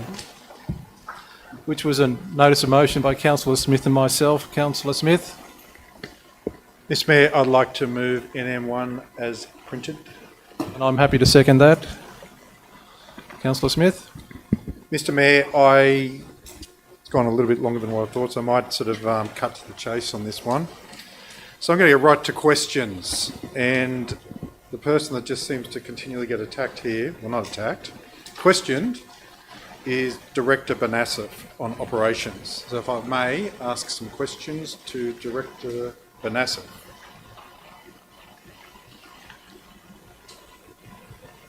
Director Banasif, is it fair to assume that the Linfield Village Green is the largest single project? Can you advise how many trees were removed for this project? Director. Through you, Mr Mayor, it's been quite a while since we commenced that project and designed that project. I believe it was in the order of about 10, and of which it would have been 2 or 3 significant trees in size. But I do believe that these trees were replaced with about 40 trees on site as it is now. Sorry, could you just repeat those numbers again for me? It would have been in the order of 10. Don't quote me on the number, but it would have been around about 10. Yep. I do recall from memory it would have been about 3 significant size trees. Yep. And there's about 40 trees thereabouts that we've replanted. Keeping this in mind, the comprehensive ref that was developed for over almost 12 months, how many trees were removed at Norman Griffith, or being removed from Norman Griffith, sorry? Director. Haven't been removed yet. Through you, Mr Mayor, there is 1 tree being removed at Norman Griffiths. 1. Yes. So sorry, I'll just clarify that. On Norman Griffith, just recently, with what we managed to get through the council with the synthetic, we've got how many trees were removed for that project? Through you, Mr Mayor, 1. Thank you. How many trees on average would be removed per project in capital works programs? Director, I think this might be a bit of crystal ball Sorry. gazing. I think it's Through you, Mr Mayor, taking into consideration, taking into consideration all the line items within the capital works program, it will be significantly less than 1. Less than 1? On average. on average. Okay. That's not a bad average. So, is it fair to say there is no real reason for a report similar to the one specified in the motion for council projects? Director? That would be a fair assumption. Okay. In your illustrious career, have you ever been involved in a project where a report of this nature is required or done? Director?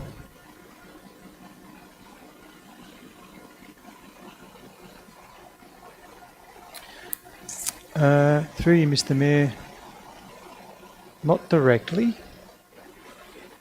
I do recall working with the state governments with their light rail project at Randwick.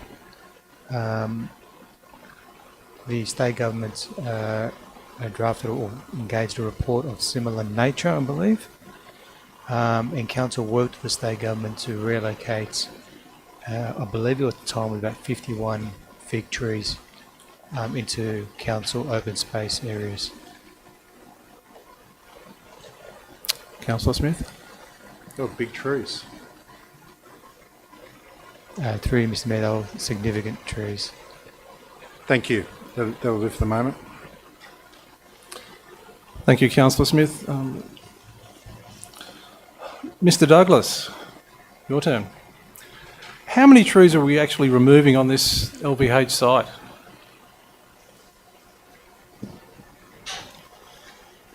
There's a total of 106 trees on the site that will be removed.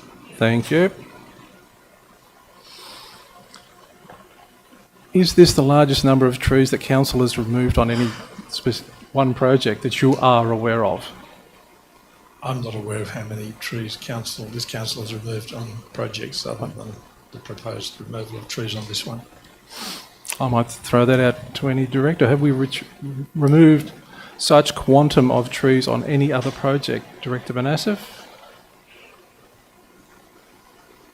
Through Mr. Mayor, from the time that I commenced working at Ku-ring-gai Council, which would have been late 2017, the Linfield Village Green was the largest one.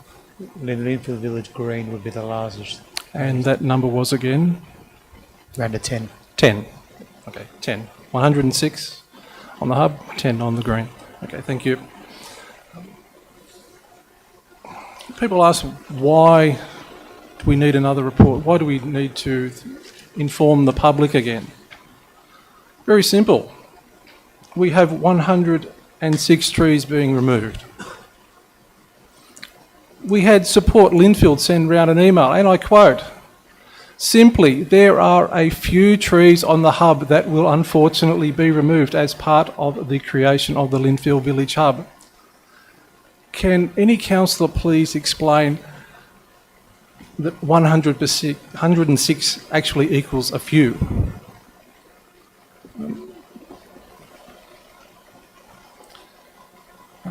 General Manager, what would be the rough definition of a few? Would that be more than 2 or 3? I've always taken it as 3, Mr. Mayor. So 3. So Support Linfield have actually put out misinformation.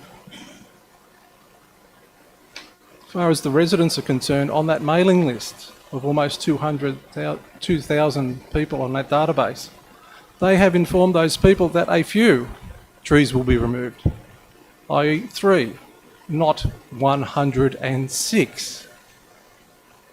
That is a massive discrepancy. Surely, councillors, imagine if we did that. If we put out a report saying a few trees were going to be removed, when in fact it was 106. We would have pitchforks and torches being, coming after us. That is why we need to re-engage the community. We heard from various councillors on, that'll do for the time being, Mr. Douglas. We heard from various councillors at Norman Griffiths where they spoke about doing more than required. And I believe Councillor Nye did mention that we need to provide more information, more consultation. I believe even Councillor Taylor mentioned that as well too, and potentially Councillor Kay. I think she was always in favour of more consultation. Well, this one, we're doing it. We're being proactive. We are actually going out there asking for a wider report, cataloguing what's on site, what we can keep, what we can't keep, what we can potentially reuse, and keeping those people and those residents in that area informed of what's coming. Do we want to sit here as councillors and cop a beating when the bulldozers go in and bulldoze 106 trees? And they'll say, you didn't tell us. Well, guess what? We're telling them again. We had in 2019 an extensive planning proposal. Mr. Douglas, you're up again. In the planning proposal documentation,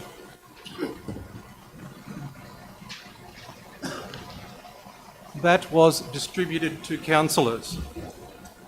Can you point to which volume that flora and fauna report is? I can tell you where it is on the website. No. Can you actually tell me within this report?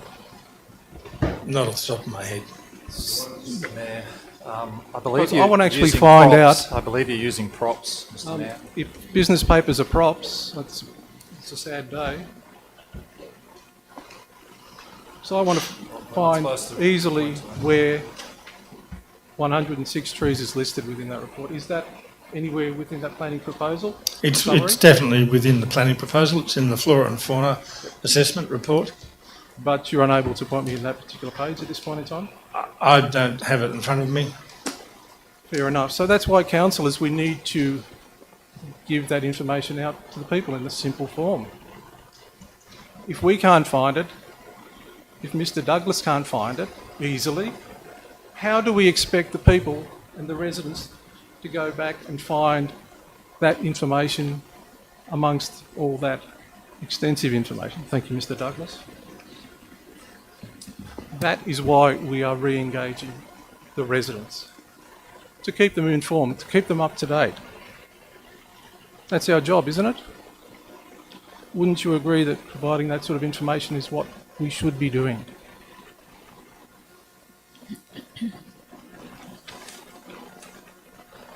Councillor Smith, your light is on.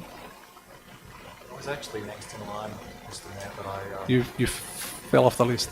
Yeah, for the point of order. Okay. Councillor Taylor. Thank you, Mr. Mayor. I actually have a couple of questions for Jeff Douglas as well. Have we produced a report like this before?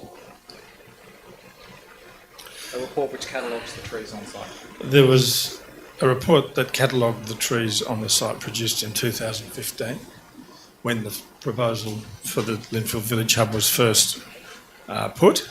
That, of course, predated my involvement in the project. It was updated by the Major Projects Unit in 2019 as part of our planning proposal exercise. And that report is an arborist report, or arboricultural report, which does catalogue in detail every single tree on the site, both in lists and in maps. Was that report then updated again in 2019? That's correct.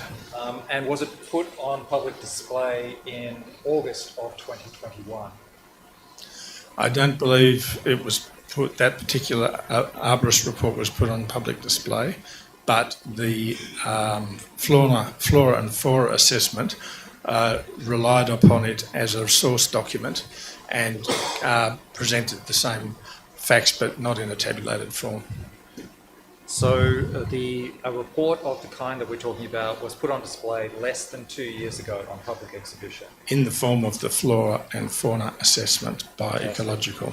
And I noted that 106 trees will be removed. How many trees will be planted on site in the new development?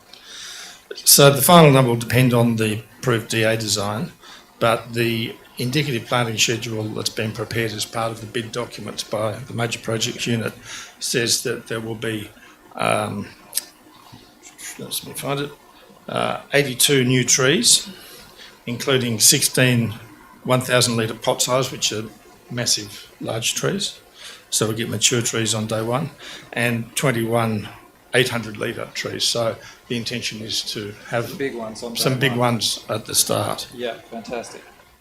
So that's great, 82 trees. And of the 106 trees, I understand from that report, updated and put on public display in 2021, less than 2 years ago, that most of them are either weeds or exotics. Approximately how many of those trees are Sydney turpentine and ironbark forest trees? Well, there's some 11 trees which are actually Sydney turpentine ironbark forest trees.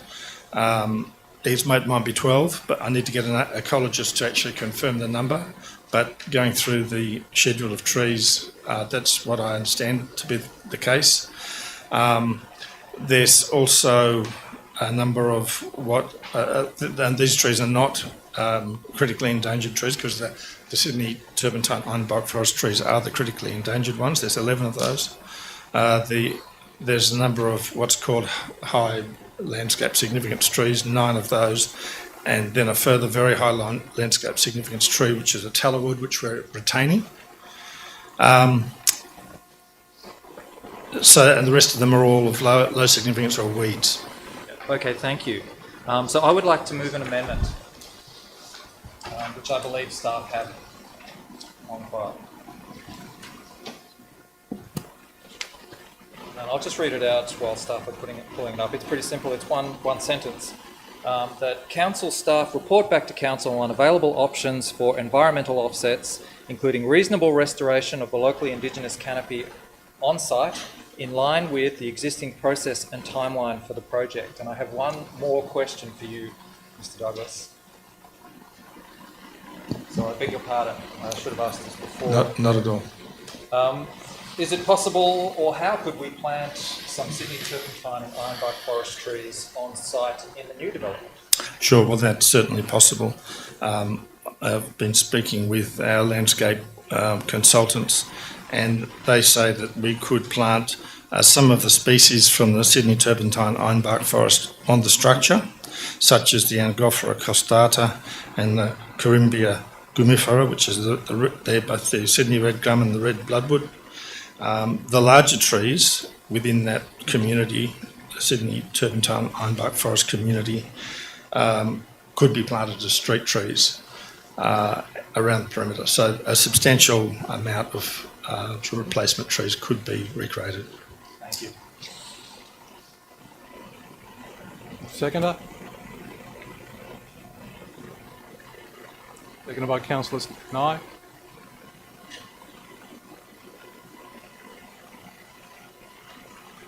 And may I now speak to the motion? Yes. Thank you. The amendment, yes. To the amendment, I beg your pardon. Okay. So the Linfield Village Hub is going to be a sensational facility for the community. It's going to have better parking at the station, a far superior library with proper spaces for students and workers and seniors, a range of other great community facilities and great retail meeting places for the community. We've taken, let's face it, we've taken far too long to get to this point, but are tantalisingly close to moving into the development application phase and getting on with delivering this project. It's had an enormous amount of scrutiny over the last 10 years, including, as we heard, production of a flora and fauna report and an arboricultural report, almost can't say that, and the flora and fauna report was actually on public display less than 2 years ago. The decision to offset the loss of that protected habitat was made and then re-endorsed again years ago. And while there would be no benefit from updating the full flora and fauna report, I laud and commend Mayor Pettit and Councillor Smith for their actions on this front. I think taking action and being involved in the tree canopy is a great thing. And I look forward to a great focus in the future on the locally Indigenous canopy of Ku-ring-gai.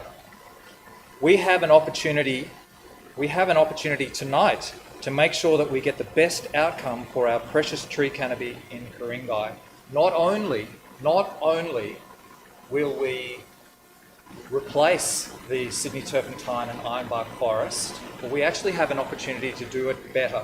We have an opportunity to have more on site than is currently there right now. And therefore we should ask staff to report back to council on available options for environmental offsets in the broadest sense of the term. We heard a varied number of examples from staff last week on different options for offsetting biodiversity, including reasonable restoration of the locally Indigenous canopy on site in line with the existing process and timeline for the project. Thank you, Councillor Nye. Oh, thank you, Mr. Mayor. I'll speak briefly. This project will benefit thousands of individuals and thousands of families in Ku-ring-gai, especially those who live around Linfield. For those who live in apartments, they have the potential to study, to work to do all sorts of things in the larger community facilities than be stuck in little boxes up in the sky. Now, I do recognise that some trees may be impacted in the process whenever a large development like this happens, but it's important to just recognise the scale. The scale of this is, we're talking about over 100 homes and benefit for thousands of people. Yet, in the past, council has sold off parcels of land such as 90 Babbage Road and in the process for 97, where dozens of trees have in the past been cleared, all for the benefit of just one family. I do believe that there are some trade-offs when building large developments like this, especially close to public transport. But the benefit of this is so that we don't have to clear hundreds or thousands more trees elsewhere to achieve similar outcomes for a similar number of people. I believe this amendment proposes a sensible way forward. This amendment acknowledges that we have already done counts of trees in the past, and we will be doing so again at a future stage of the development. At this point in time, the most prudent question to ask is, if we do have already reports that talk about environmental offsets, then what are they? And how can we be confident that environmental offsets are genuine, not something on a sheet of paper that gets chopped down 5 years later? That I think is a question that we all need to be aware of, so that we can have confidence that when we do offsets, that they do genuinely lead to long-term benefits. I also support this amendment because it talks about the restoration of a locally indigenous canopy. I think this is all important. I think we should support this amendment, and that is all I've got to say. Thank you. Councillor Smith. Mr Mayor, if I could please ask Jeffrey Douglas to return, thank you.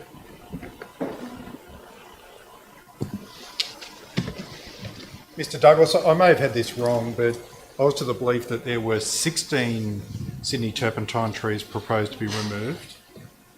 Is this correct, or am I incorrect? It's just I haven't read the report since 2019, but I did mark down 16.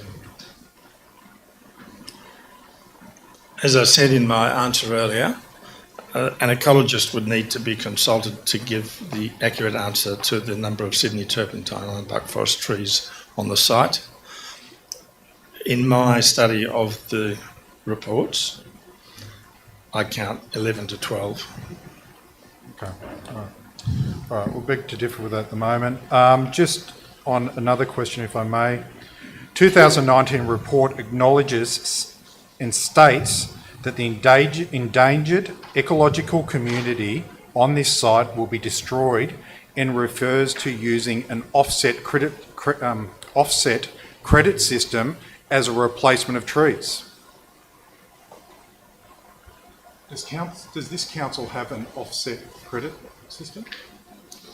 I don't know if this council has an offset credit system, but I do know that the Flora and Fauna report proposes that as a remedy for the loss of the habitat. Okay, thank you. Just for 1 second. Perhaps that can be referred to Director Watson. Yes, through to Director Watson. If I may get you to clarify, do we have an offset credit system in play? Through you, Mr Council. Mayor. Mr Douglas answered that question. The report relies on offsets. The council does not itself have an offset policy, but certainly the proposition put forward in the ecological report from 2019 assumes that offsets will be available. Now that would only be determined, the planning proposal in 2019, the one we're talking about, did not change the status of the land in relation to tree removal. So that issue predated the 2019 planning proposal. You could have removed those trees under the old planning provisions with the DA. What this report does not do and cannot do is tell you whether approval will actually be given to remove any of the trees. You have to go through what is called an assessment of serious and irreversible impact. That process has been gone through for the planning proposal, and that's where the number of offset credits has been arrived at of 8, or whatever, 8 or 9, doesn't matter. But if through the DA process there was found to be serious and irreversible impact, the DA cannot be granted under the Biodiversity Conservation Act, full stop. Now, at the moment, the report assumes that type of assessment would be successful, but you cannot assume it. Thank you. Just whilst I've got you there, how long would it take if we were to go down the road of getting an offset policy in place? How long would that take, Director? Through you, Mr. Mayor, I don't know that we need an offset policy to deal with one particular proposal. We have looked at offset proposals a number of times over recent years, and every time we do, the legislation around it changes. The report that Mr. Douglas referred to and had prepared back in 2019 assumes offset arrangements will be put in place, and we can put them in place if that's what comes out of the DA process. But I would certainly counsel against writing a policy for one particular project, because you may not get the answer you want. Okay. Thank you. The report that Mayor Pettit and myself have put up this evening, do you see this being an expensive report? Director? Through you, Mr. Mayor, I think Mr. Douglas answered that question at the Q&A last week, and I think he said in the order of $15,000, and that would certainly be my experience from similar reports, particularly given that I would assume it's more of a peer review rather than a fresh report, because the bulk of the work, particularly the site work, has already been done. It's already been mapped. So what you're looking for is change in a period of time since 2019. And as I alluded to last week, the work would then have to be updated again for lodgement of a DA at whatever point in time that is done. And neither of those processes is necessarily unusual or unreasonable. We would redo lots of our due diligence work many times before a final set of documents is arrived at. Terrific, thank you. Mr. Mayor, if I may indulge a little bit further, back through to you, Mr. Douglas. If we were to proceed with the report, would it at all hinder this project? Mr. Douglas?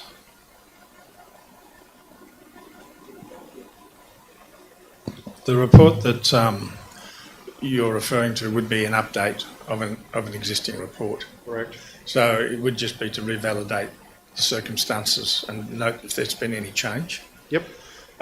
So I don't see it as a significant piece of work. I don't know for certain that anything's likely to have changed or not. That's why you do the update. It probably... I know the ecologists are very busy at the moment, they've told me that, but depending on when I can slot the work in, it might be a couple of months to get an update. So it wouldn't hinder the project then? The critical timeline for the report is at the time of the DA, and we're some way off that at the moment. That's when it's really necessary.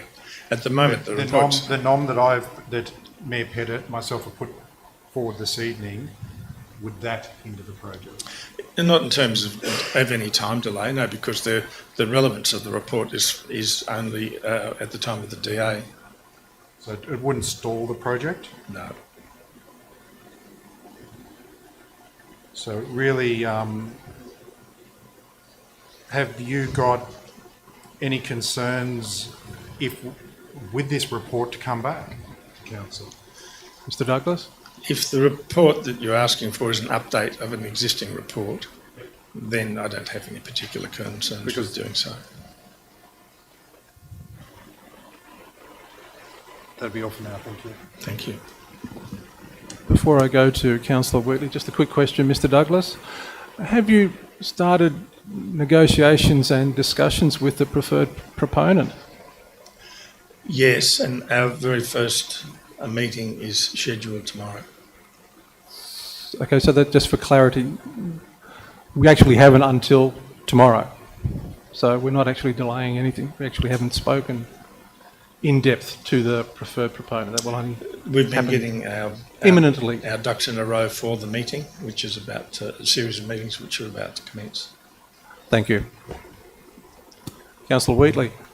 I was just going to ask, but Mr Douglas has actually answered the question in regards to was this report going to delay the process, which you said it wouldn't, so thank you for the clarification. Excellent, thank you. Councillor Spencer. So I am going to speak against this amendment through a series of questions and comments. So I think that the original motion, which I'm not talking to right now, has a lot of merits. And if we don't go down that route, then we are sending a wrong message to the public. And I can tell you a few examples.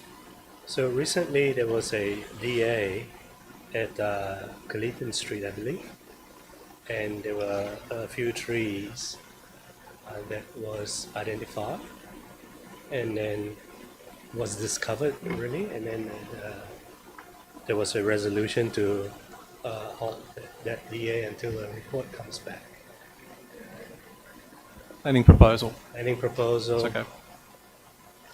I wasn't talking to the audience. That's okay. What?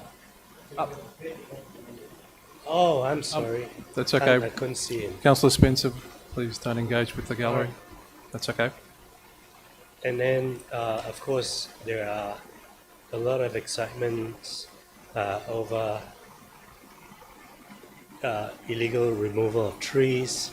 Recently, there was a council resolution to ask for more, to increase actually the fines for illegal tree removals, because there is a limit imposed on us by the state government. And suddenly, when it comes to our own project, the Linfield Village Hub is a council project, and we're okay with it.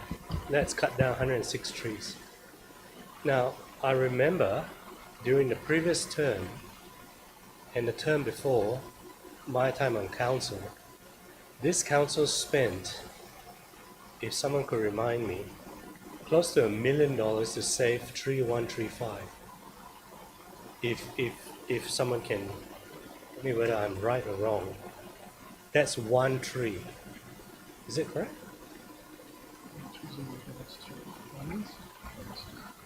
Director Marsick. Mayor, I'll take that question. Yes. That's in relation to the Bunnings development Yes. proposal, I believe, which is the 3M site that was referred to previously, so for clarity.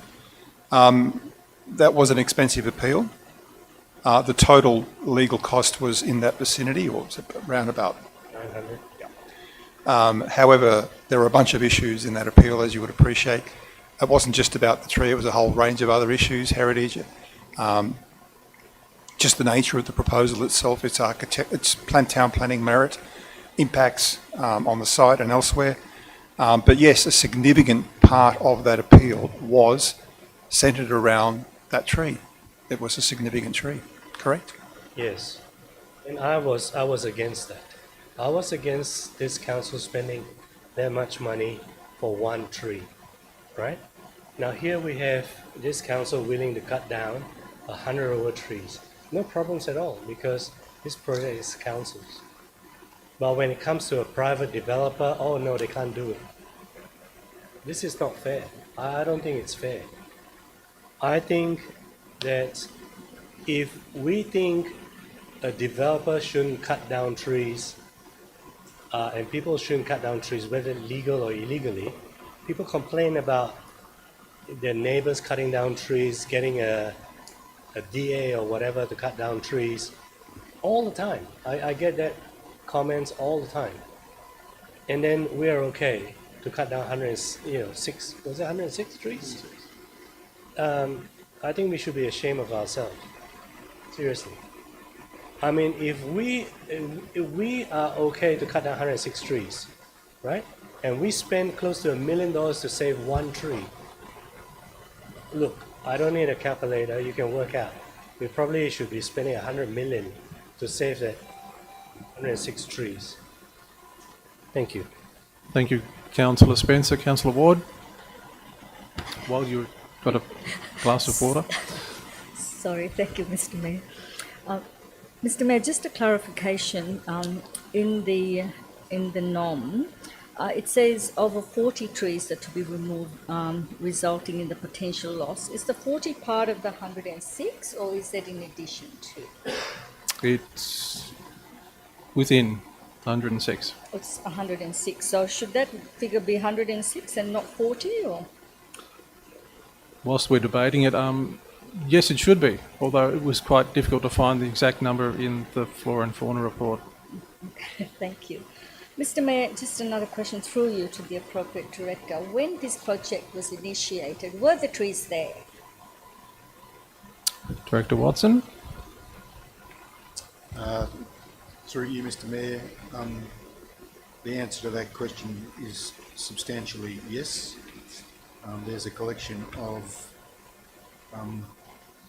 naturally growing Sydney turpentine ironbark forest, some planted Sydney turpentine ironbark forest, and as alluded to by Councillor Taylor earlier, a fairly substantial number of exotic plantings and weeds, and they certainly would make up the bulk of the 106. Certainly in both area terms and real terms. But the bulk of the trees would have always been on site ever since Council was involved in this project. So, thank you, Director Watson. So, wouldn't we have known at that time that this would have an impact of what we're speaking about today? To you, Mr. Mayor, it has always been known that development of this site would lead to, depending on final design of a DA, the loss of a substantial number of the trees on that site, yes. And were we prepared to go ahead with it, knowing that? All I can say is we are where we are because Council knew what the consequences of that were, yes. Thank you. Councillor Lennon. Thank you, Mr. Mayor. This is another one of those cases where we have in the air two different motions, which I suggest are both worthy of support. I like the motion that originally the Mayor and Councillor Smith put up. I think it was worth investigating, and I would like to see that report. I also like this. This is another case where we have a good motion, and it's worth remembering that when this comes to a vote, we are only voting on these words. We're not available to choose between options. We cannot think to ourselves, yeah, I'd rather have another option. This is what is being voted upon. And in particular, we are not voting on the future of the project. Excuse me, Councillor Lennon. At this point in time, would it be appropriate for me to offer to incorporate the recommendation in the motion into my amendment so that both recommendations are included in the amendment?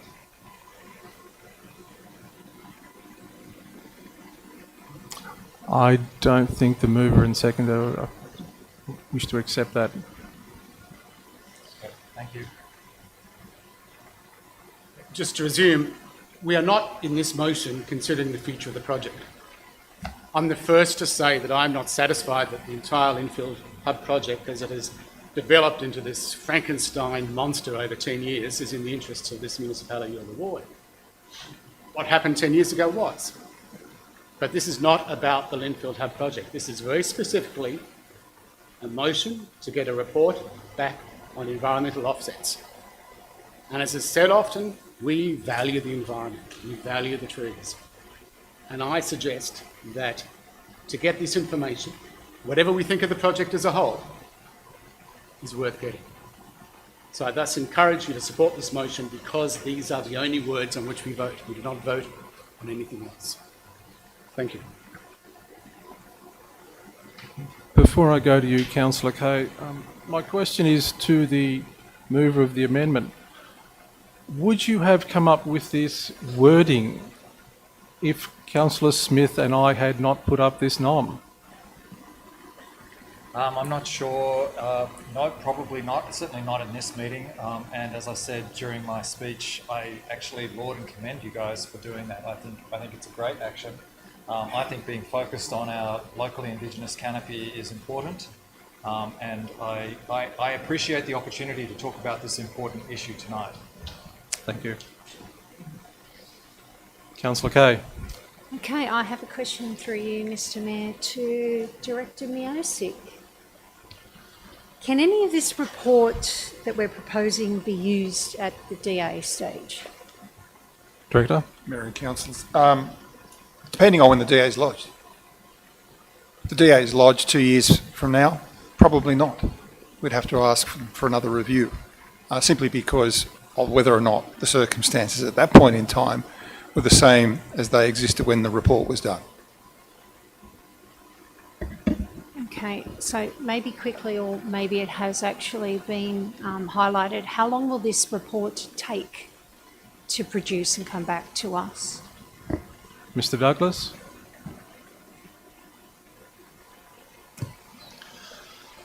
The indications I received from the ecologist would be some months. So I'm imagining 2 to 3 months to get the updated report. Thank you. Thank you, Councillor Kay. Councillors, I might just want to chip in with a little bit of information, which you may or may not have been privy to. Back in our community engagement report in 2019, were you aware that almost 30% of those surveyed had little or no awareness of the Linfield Village Hub? That's a fairly large amount of people that had no idea about anything about the hub. Councillor Smith. Mr Mayor, if I may ask a question through to you, to Councillor Taylor. My question is there anything offensive that you find in regarding the notice of motion that both Mayor Pettit and myself put up this evening? Thank you, Mr Smith. Thank you, Councillor Smith. No, I don't find your motion offensive. In fact, I tried to incorporate your recommendation into my amendment. I would personally feel that the notice of motion that we've put forward here this evening is of a stronger ilk to what you have put forward. And I appreciate the fact of what you've put forward. So would you consider revisiting what you put your amendment here this evening? What do you mean by revisiting? Sorry. Whether or not you would just let it lapse, move it off. No, I think look, I think we should take the opportunity. I'm so glad you guys raised this. This is a fantastic opportunity for us to be on the front foot about restoring our locally Indigenous canopy. I think that's a fantastic opportunity. We should take that tonight. We should be proactive. I really appreciate that you guys have highlighted this important issue, and I absolutely think that we can. I have no problem with reproducing a relatively innocuous and cheap report, which is going to be needed in the DA phase regardless. I mean, that's fine, and in fact I offered to include that recommendation in my amendment as well. But I actually think this is an opportunity. This is a point in time for us to say, we're going to do better. We're actually going to have more debating trees again. on site. No, I'm not. I'm answering the question.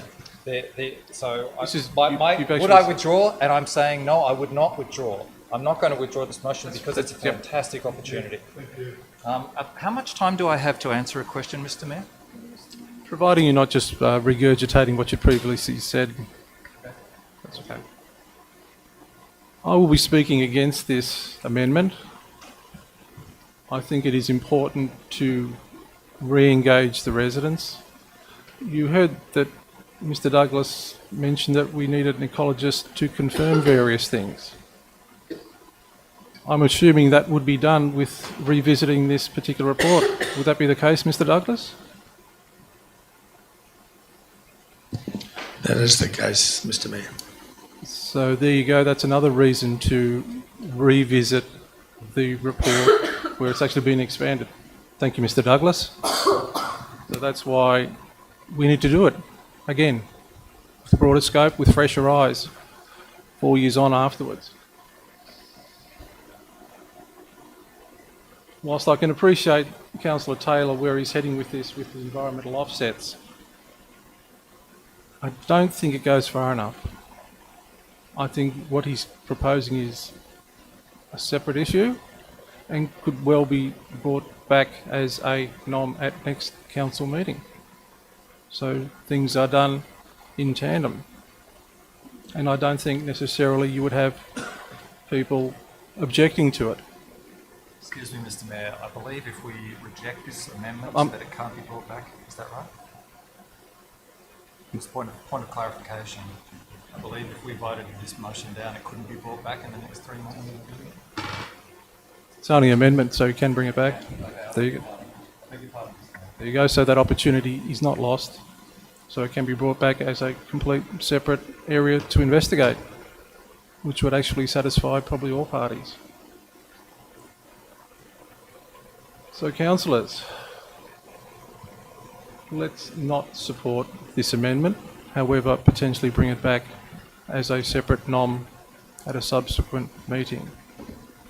We don't want to lose the goodwill of the original nom authored by myself and Councillor Smith. Councillor Kay. Oh, this is just backtracking, sorry. Just confirming to you, Mr. Mayor, you made a comment that a number of residents weren't aware of the hub. Are we talking about Linfield residents? Can you just put some clarity further? The people I was that are listening? quoting at page 22 out of 32, which is the 2009 precinct consulting report, which is basically titled Awareness of Linfield Hub. So you had almost 30% that had little or no awareness of the hub. 32% already had some awareness, and the balance 39% saying, I've regularly kept up to date with the status of the project back in 2019. So this is across the LGA? Yes. Yes, okay. Yes. Thank you, Councillor Kay. Councillor Lennon? Thank you, Mr. Mayor. A question of Director Marshall. The two motions that we're considering tonight don't actually contradict each other. It's quite easy for council, for staff to comply with both. Given that they don't contradict each other, cannot the Mayor, with the approval of the movers and seconders, put both of these motions to the meeting? Thank you. Director Marshall? Well, Mr. Mayor, the fact is they've already been moved as a motion and an amendment, but it would be open to Councillor Lennon if he wanted to combine the two to foreshadow a further amendment that did just that combined the two together. No, I won't do that. I think it's up to the movers and the seconders to agree to that if they so wish. I'll simply vote on whatever motion is put before us. Thank you, Councillor Lennon. Councillor Smith? Mr. Mayor, I will be speaking against this amendment that's put up this evening. I do appreciate the kind words Councillor Taylor has provided this evening on this notice of motion that we put forward, and to be quite honest, would have hoped that it would have been supported on that merit. Tonight here we've heard from Mr. Douglas regarding the significant number of trees being removed. I believe if we don't dig into this as deep as we can, which I believe that the notice of motion that Mayor Pettit and myself have put forward this evening, it's more likely favouring the removal of an urban forest that we've worked so hard to protect. Some of you have put the council staff through the ringer during a ref process for the Norman Griffith, which will lead to the removal of one tree. That's right, one tree here only. And so,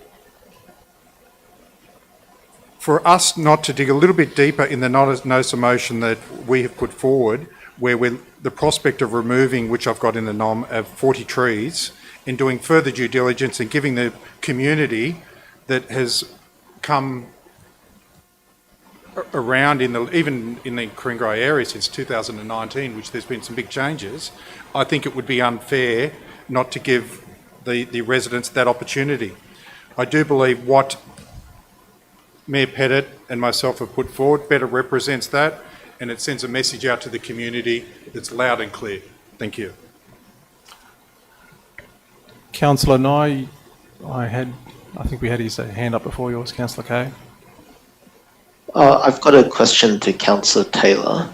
Would you be open to changing this amendment to include both what was in the original motion and what's here in the amendment as two separate points? And then perhaps someone may move to vote in seriatim for the two separate points.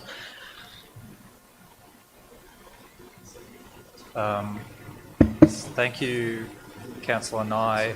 I absolutely would accept that, particularly as I would accept and offered, in fact, to incorporate the recommendation of the motion in my amendment. And I'd be happy to vote on them in seriatim. I frankly don't understand the pushback that I'm getting about this. I feel like both are fine. I feel like the report itself is unnecessary until the DA phase, but there's some interest in it, and I respect Councillor Spencer's views about, greater transparency and relativity. So I would absolutely accept that, Councillor Knight. Can it even be done? I don't know. That's the question. Yeah, it's up to you. You can do it right now if you want. All right. Well, then, and then we can call it a night. Yes, please. Could we do that, please? So you're foreshadowing an amendment. Is that what you meant, Councillor Knight? No, I'm just asking the current amender, the mover of the amendment, to change his amendment or incorporate what I've suggested into his amendment. I tried to do that and was told that it would not be accepted by the movers of the motion. Is that the correct ruling? That it has to be accepted by the movers of the motion to incorporate their recommendation? I think there were two issues. One, your question was directed at the mover of the original motion, whether they want to change their motion. But now my question is directed towards the amendment, which is saying, are you willing to change the amendment, the thing that's on the table right now, to include both points separately? Can I do that? I would like to include the... General Manager? Sorry, point of order. It's already debated. You can't change. Correct. The Mayor's just talked about foreshadow. If this happened early in the debate, I would say it's probably possible, but we're at 1 minute to 12. This has been debated for an hour. I think you're better off saying that if the amendment fails, you're going to foreshadow both the original motion and the amendment as a new amendment.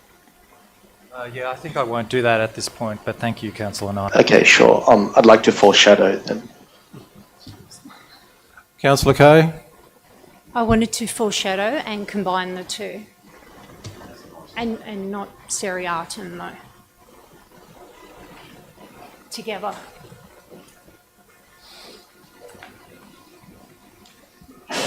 Okay, so we're voting on the amendment. So can I just ask a question? Rather than foreshadowing, cannot Councillor Kay and I move a whole new amendment? No.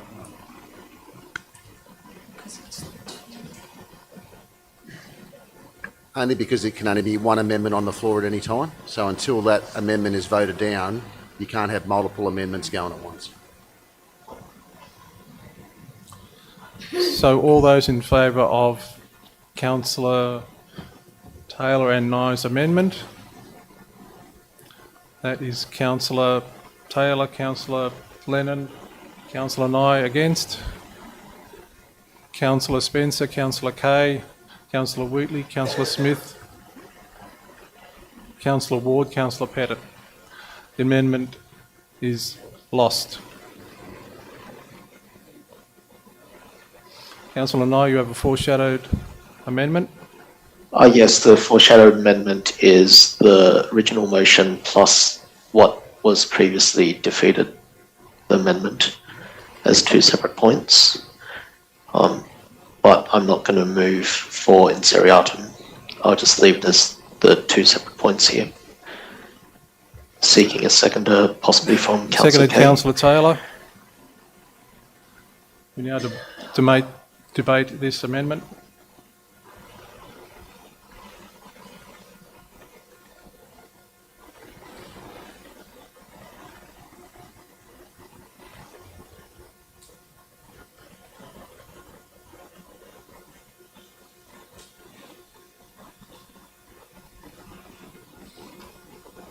So in regards to point A, the council report come back to council in regards to offsets, etc., etc. What's the time frame and how much is it going to cost? Director Watson or Mr. Douglas? That's assuming that we can actually get it through. Or is this actually post DA? So, Mr. Mayor, you're asking me about the second point. Point one. Point one. Point one. Yep. Point two, sorry, yes. Point one I've already answered. Yep. Point two, a report back to council on available options for environmental offsets. I think that's going to be a brief report. It won't take too long.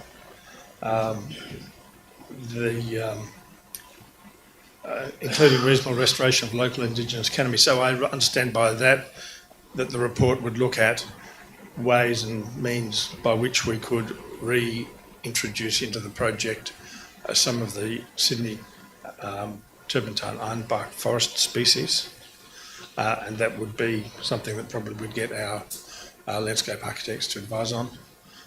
So I think that would be well easily done within the time frame of the first point. So there's no additional time frame. They can be done in parallel. So with point one, we actually said opportunities to relocate or reuse, if you want to, for want of a better word, the current trees on site. Isn't that sort of what we're trying to do, is keep what we have on site? Relocate, well, it's very difficult to relocate a 25-metre tree and for it to survive, I think. Or use in any subsequent redevelopment. So I'm not sure how we use it in any subsequent redevelopment if we're having to remove it from the site. On site, yes. But the site is occupied by the project. So all of the site is affected by the development. So I can't see how we can use a tree that effectively has to be removed on the project. Councillor Smith, I think you were going to have a question in regards to offsets. Mr. Mayor, through you to Mr. Douglas. Yes, I'm thinking Mr. Douglas or Mr. Watson. I'll go through to Mr. Douglas first. Just in relation to the offsets, are we able to achieve such a thing? The only answer I can give you is that the flora and fauna assessment, which is prepared by experts on these matters, recommends that as the pathway forward. Thank you. Mr. Mayor, through you now to Director Watson. Can you please advise what the process is if we're going to go down Director? the process with offsets? Through you, Mr. Mayor, whether or not offsets are acceptable would be a matter for DA assessment. So it's not something I'm able to speculate on or contribute to. So we're not... So we need the DA? So we need a DA to really then make this thing work. Is that correct? Through you, Mr. Mayor, Mr. Douglas was very clear that the flora and fauna assessment report assumes an offset regime to make up for the 8 offset credits that are caused by removal of the native trees from site. Thank you. Okay, I'm just going to take from that, I'm assuming that there'll be no offsets on this at all. Thank you. So further to that, so basically the environmental offsets will actually be included in point 1 when we write this report? The issue of environmental offsets is the basis for the 2019 ecological report, which Mr. Douglas is getting reviewed. So it's already the basis of the current report. So we already have done? It's already there. Okay. And it calculates 8 credits. So therefore it's point 2 is almost superfluous because it's already been done, is that correct? Through you, Mr. Mayor, point 2 goes further about how the credits may be used locally rather than transferred to other locations. So no, I don't see it as being already necessarily covered by 1. It expands on 1. That's okay, but we actually don't have a policy or procedure of what to do with and how to utilise said credits. Is that correct, Director? Through you, Mr. Mayor, we don't have an offset policy, but there has been cases before where offsets have been transferred to other local government areas, as I alluded to in answers to questions on Tuesday last week. Yep. So therefore, from my perspective, I fail to see the benefit, while we're most well-intentioned to have point 2. Given the facts that we've just heard from Director Watson. Councillor Spencer. I'm going to speak against this foreshadow amendment, and hopefully the two councillors, Councillor Nye and Councillor Taylor, would understand what I'm trying to say. They are basically two different things. The two paragraphs are asking for two very different things. Now, if you include paragraph 2 with the first motion, you are going to complicate this project even more. Yep. And it will delay things even further. If you leave it as the original motion, the NM, which is the first one there, now that is a totally different thing. That's talking about recycling or repositioning or reusing trees that are there, something to that effect. Now, option number 2 is completely different. It's a DA kind of thing, where you're talking about offsets, for instance, deep soil, shallow soil, and all those things. It affects the building itself and the structure as well. If I'm wrong in any of my assumptions, please correct me. Now, if you want this Linfield Hub project to move quicker, you should take away that second option and let the first one go. The report comes back and you can make a decision. I do not think the first motion is there to halt the project. It doesn't say that. What happens down the road, we don't know, but on prima facie, it doesn't look like it's there to, the intention is to stop the project. It is looking at identifying, cataloging. Is it cataloging? No, I'm trying to read that word. Cataloging. I know, I'm just... and then, looking at the opportunities to relocate them or replant them perhaps on the same site and so on. Now, the second one, Mr. Taylor's suggestion, that is completely different. That's talking about offsets. Now, every DA has an offset, if I'm not wrong. Am I right? Every DA would look at offsets. Director? No. No.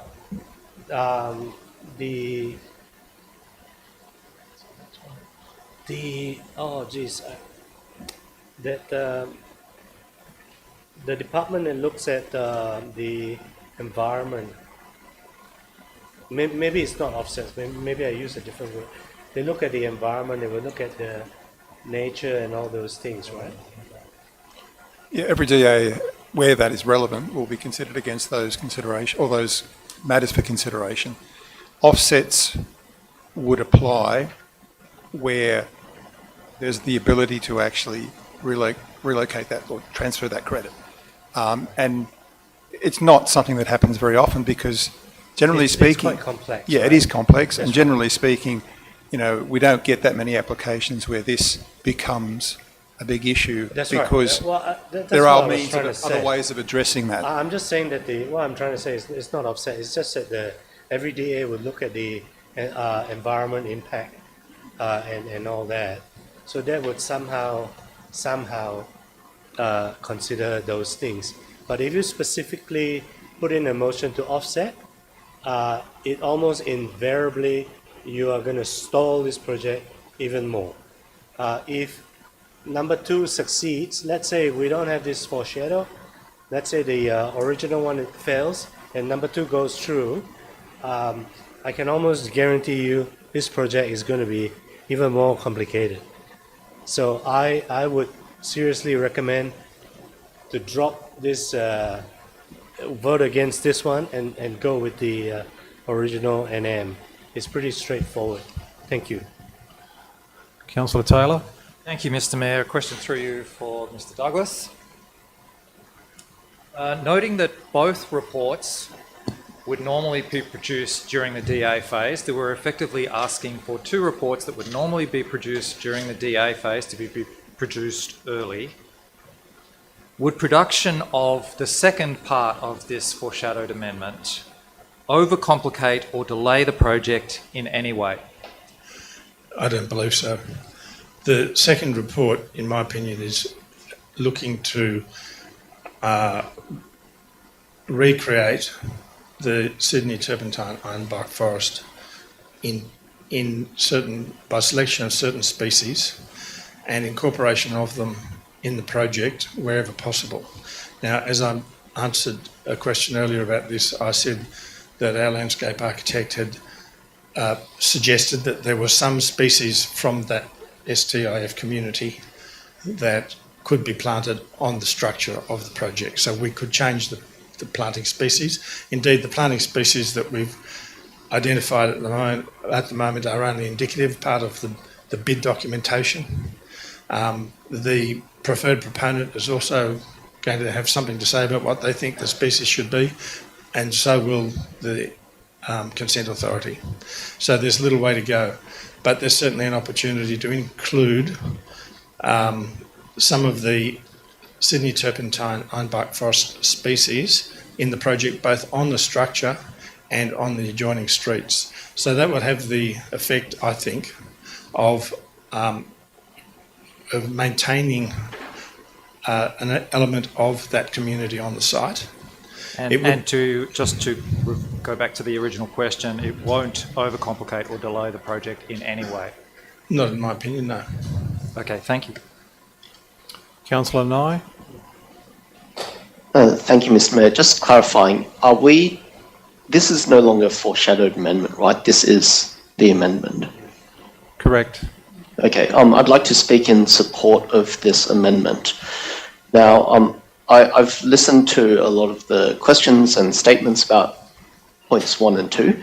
I do agree that they are different points. I disagree with the interpretation of the significance of 2, however. Point 2 does, like we have seen in the report, that there are 8 credits that have been recommended for environmental offsets. Point 2 does not say that all 8 credits must be offset or fully satisfied on the same site.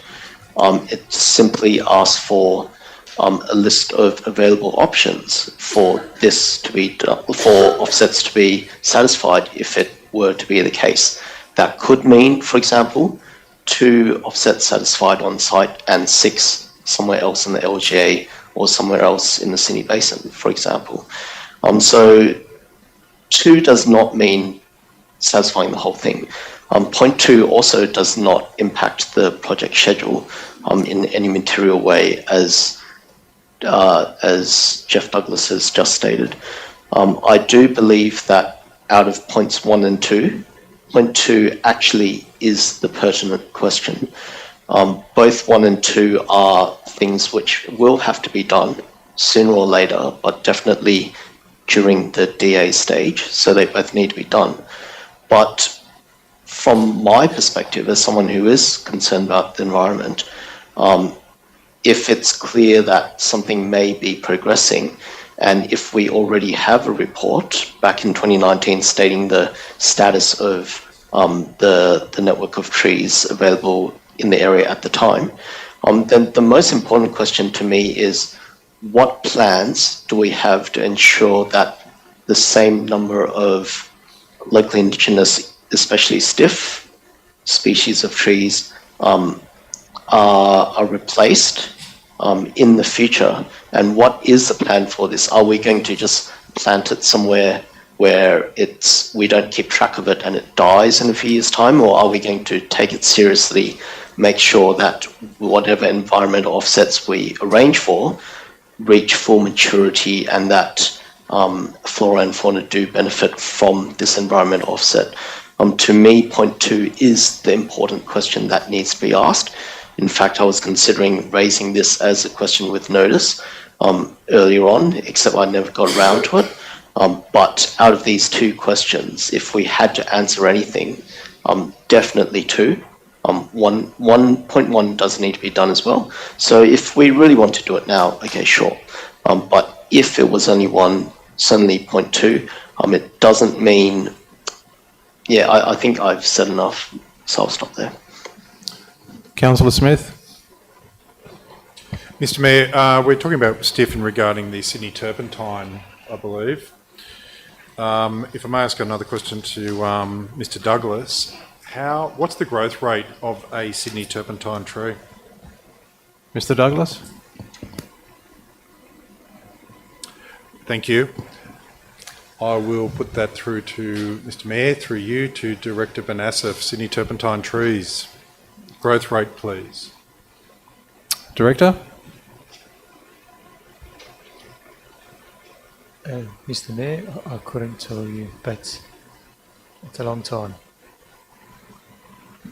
Or too mature. Yeah, Director Banassa, I believe that they're one of the longest growing trees, and my God, if we put it up on top of that building, we're not going to see it for a long time. But in any case, I'll put that aside. Thank you. Like I said, it's a long time. I'll follow on with Councillor Smith's questioning. What is the age of those trees on site already? Director, have you got a guesstimate? Is it 50, 100 years, 150 years? Mr Mayor, without assessing the trees in detail, I've seen the trees in passing, and it'd be a fair assumption to say that they are older than 50 years, significantly older. Thank you, Director. I think that sort of expands on your point, Councillor Smith. Nobody will see those trees reach maturity in our lifetime. Councillor Taylor. Thank you, Mr Mayor. Question through you to the General Manager. Have we had 2 for and against speakers on this amendment, and can we please put it to the vote? Yourself and Councillor Nye for, and Councillor Spencer and the Mayor against. So I move that we put this motion to the vote. All those in favour of putting it to the vote? That is unanimous. So we're voting on the amendment. And because the mover of the motion's already summed up once, they don't sum up again at this point. Correct. So all those in favour of the amendment? That is Councillor Kay, Taylor, Ward, Lennon, Nye. Against? Councillor Spencer, Wheatley, Smith, Pettit. The amendment now becomes the motion.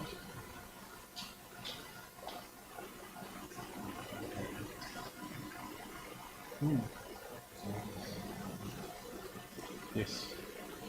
Councillor Nye, you were in favour of the amendment? Yes. Yes. So that's now the motion. All those in favour of the motion? That is Councillor Kay, Taylor, Ward, Lennon, Nye, Pettit. That is unanimous.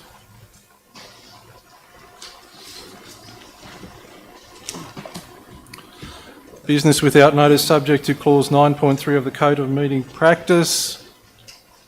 Questions with notice, there are none. Inspections setting, there are none. Declare the meeting closed.